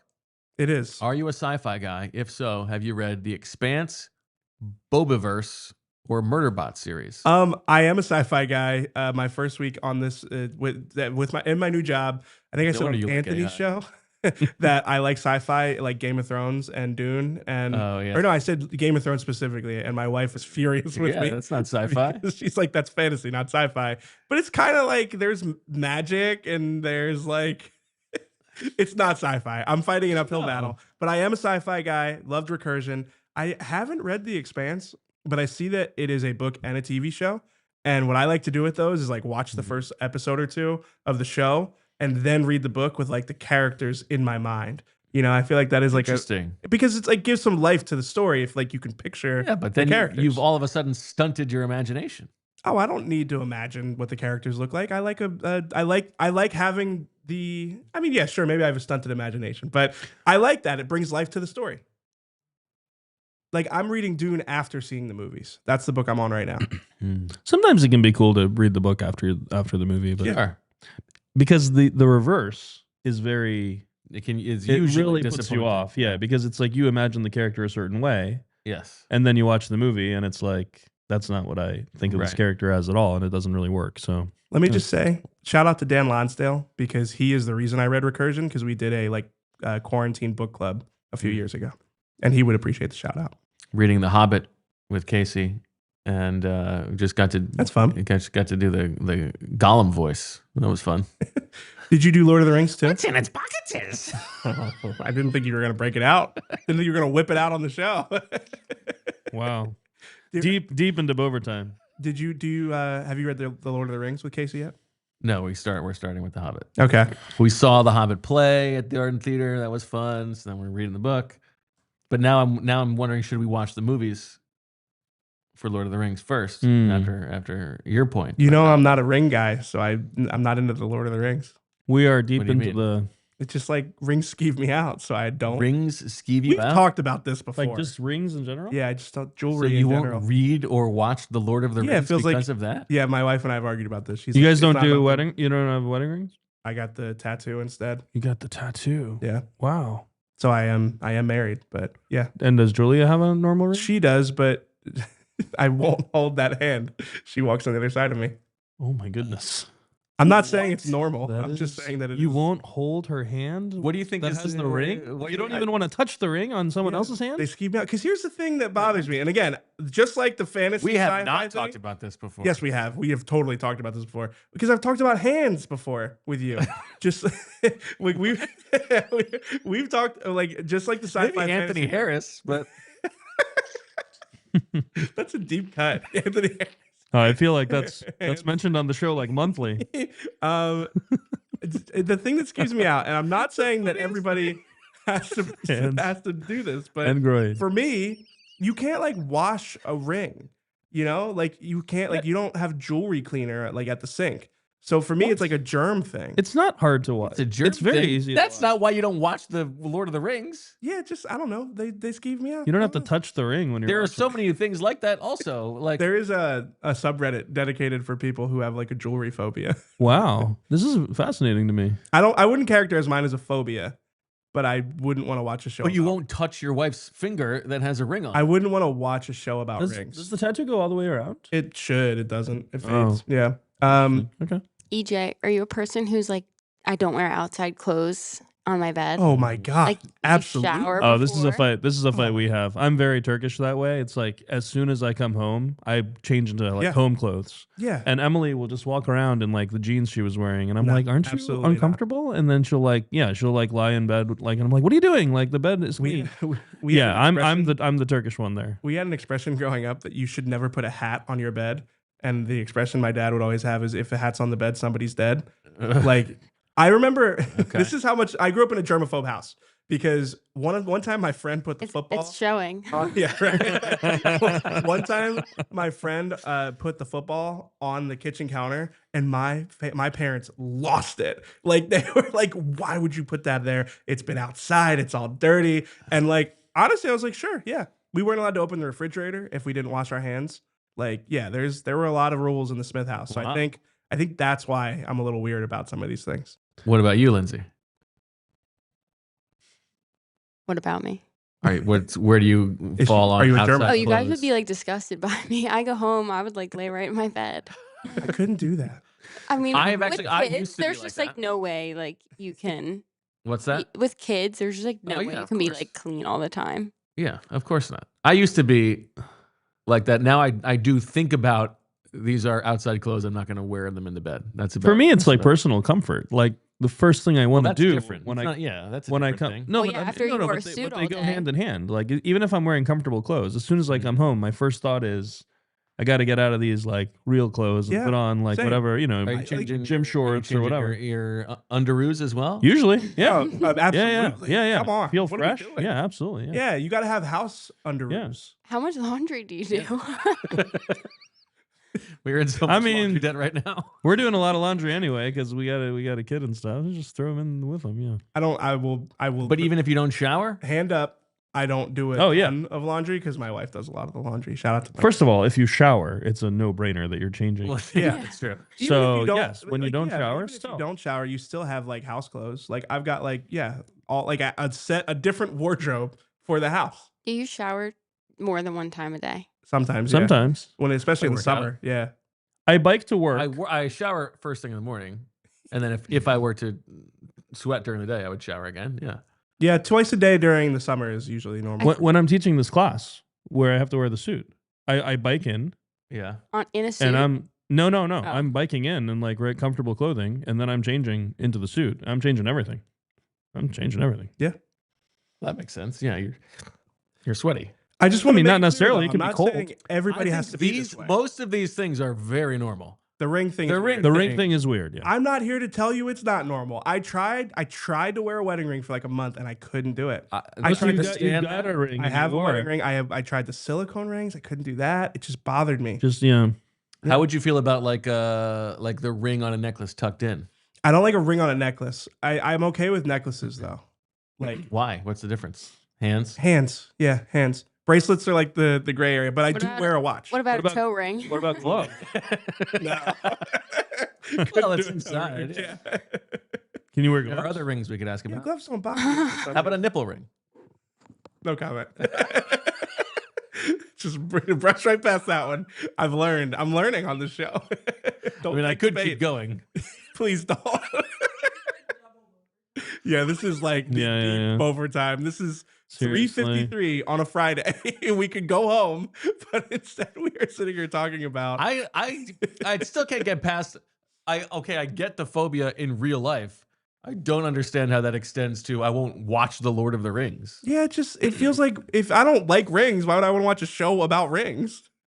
I mean, it's not all about the rings. But the rings seem central to the plot, are they not? I literally don't know anything about The Lord of the Rings, by the way. Like zero. I could sit and watch. Is this a safe space? Because I have no clue what Lord of the Rings is. Yeah, like none. Biggest difference so far between you and Julia. Really? Oh yeah, Julia's a big ring head. Ring head or Lord of the Rings specifically. Yes. I don't think Julia wears a lot of rings. I don't think anyone else associates Lord of the Rings with actual rings you wear as much as you, EJ. Like. Yeah, Bo's clearly talking about Lord of the Rings, and you're like, well, Julia doesn't wear a lot of rings. Yeah, how do you feel about onion rings? Onion rings are good. Okay. Yeah, because you don't wear them on your hands. Applebee's, but what are the things the ring candy? Ring pop. My god, those things are like a no-go for me. Like, but that doesn't play into the thing. It's not about germs. It just seems like not sanitary to me. I don't know. But you open it up out of a packet. Yeah, and then you put it on your hand, and then you like suck on it. It's weird. I don't like it. How about I'll tell you what the worst ring is. By far. Oh no! Please don't make this weird. A Ring camera. Yeah. Doesn't bother me. I'm sure that doesn't bother you. The only one that should bother you. Why would that bother me? Surveillance state? Come on. We have a driveway cam. It's not Ring, though. Maybe because I don't like the name. How many hours to kickoff are we? I gotta start. My phone being on vibrate have to do with anything? It doesn't ring. It's not on a ring. Oh, I like that. Okay. I thought they were insinuating, Matt H was insinuating I was being like shady. I'm not a shady guy. I'm an open book. 52 hours and about 25 minutes. I'm very excited because for the night games, the show. they open. Lindsay's like, I want to go home. May as well just. It's a Friday. May as well just keep it rolling. Just keep it rolling right into pregame. There's nobody else in the office right now, by the way. No, and not for hours. I get excited on these night home games. They open the inner gates a lot earlier relative to kickoff than for day games. So in the games at 1 o'clock, they don't open the gates till 11:30, and I'm sprinting in there to catch as much warm-ups as I can. They're opening the gates 6 o'clock here for an 8:20 kick. Big for you. It's gonna be great. I'm gonna settle into my place where I watch warm-ups, right near the field. It's great because you get to see you guys know this. Like, you get to see the players like before they wear their jerseys, like out there, just like throwing the ball around and stuff, which is fun. All right. 3:55. All right. Let's talk special teams. I'm kidding. Okay. Massive game, by the way. Big picture. I mean, we're talking number 1 seed, all those things. Seattle and the Rams play each other twice still. They're the only 2 other 7-2 teams. Eagles have the tiebreaker on the Rams, are almost sure to have the tiebreaker on Seattle as well, based on either NFC record or common opponents going forward. So the Lions are a huge threat. Beating them here, you go 2 games above them and get the tiebreaker on them too, would be a huge step towards the number 1 seed, which obviously is the main goal of the regular season. So there we go. Can I close this out with a Zaxium? Just one. The Baker guy? Yeah, the guy that did the interview with Baker. Okay. Life is to be enjoyed. Life is to be lived.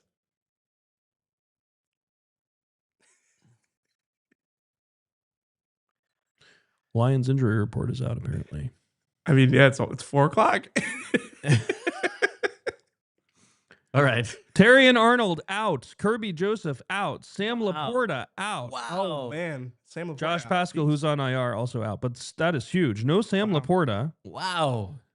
So this is the second week in a row. We hung in there. Second week in a row where the Eagles are playing a team with a very effective receiving tight end who will be out. So, and Kirby Joseph and Terry and Arnold both out means we're getting Rock Ya-Sin and then a rotation of Thomas Harper and Avonte Maddox. Jeez. There should have been a swooper about Dallas Goedert and Avonte Maddox. Like Avonte tackles Dallas Goedert. That's good. Yeah. Good. Oh well. Man. All right. Wow. That's big. And all the other big ones are questionable. Yeah, so they should all go, including Marcus Davenport, who's on IR but might return for this game.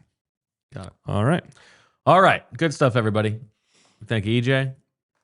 Make sure you check out the rest of the PHLY broadcast stuff tonight. We got the Sixers in Detroit, pregame at 7 o'clock, and then the postgame show afterwards, and then the Flyers in the Lou, St. Louis. So check out the pregame show there at 7:30 and the postgame show, depending on which one's more important to you. I think you can make time for both. Just watch both. Have one on your phone and one on the TV. Yeah. Thank you, Professor. Thank you, Lindsay. Thank you, Sickos. And if you haven't liked the video, what are we doing? Yep. Like the video. Like the video. Comment. Like, go break into the YouTube headquarters and like jank around on their algorithm and make sure that ours gets promoted, because we need it. I think Janky Rondo is making Janky everybody. Rondo. Yeah. Maybe we need him. All right. Good stuff. Thanks, everybody. We will talk to you on Sunday. Kickoff show, 7:45-ish. Halftime show, postgame show. Jamie Lynch, Vinny Curry, Fran Duffy, EJ, the professor of the chat. Not promising to be in the chat. Well, I'll probably be be there. I'll be there. Pre-game, for sure. Pre-game, that's right. All right. That'll do it. Thanks, everybody. We'll talk to you Sunday. And as always, we love you. We all silly like the mayor.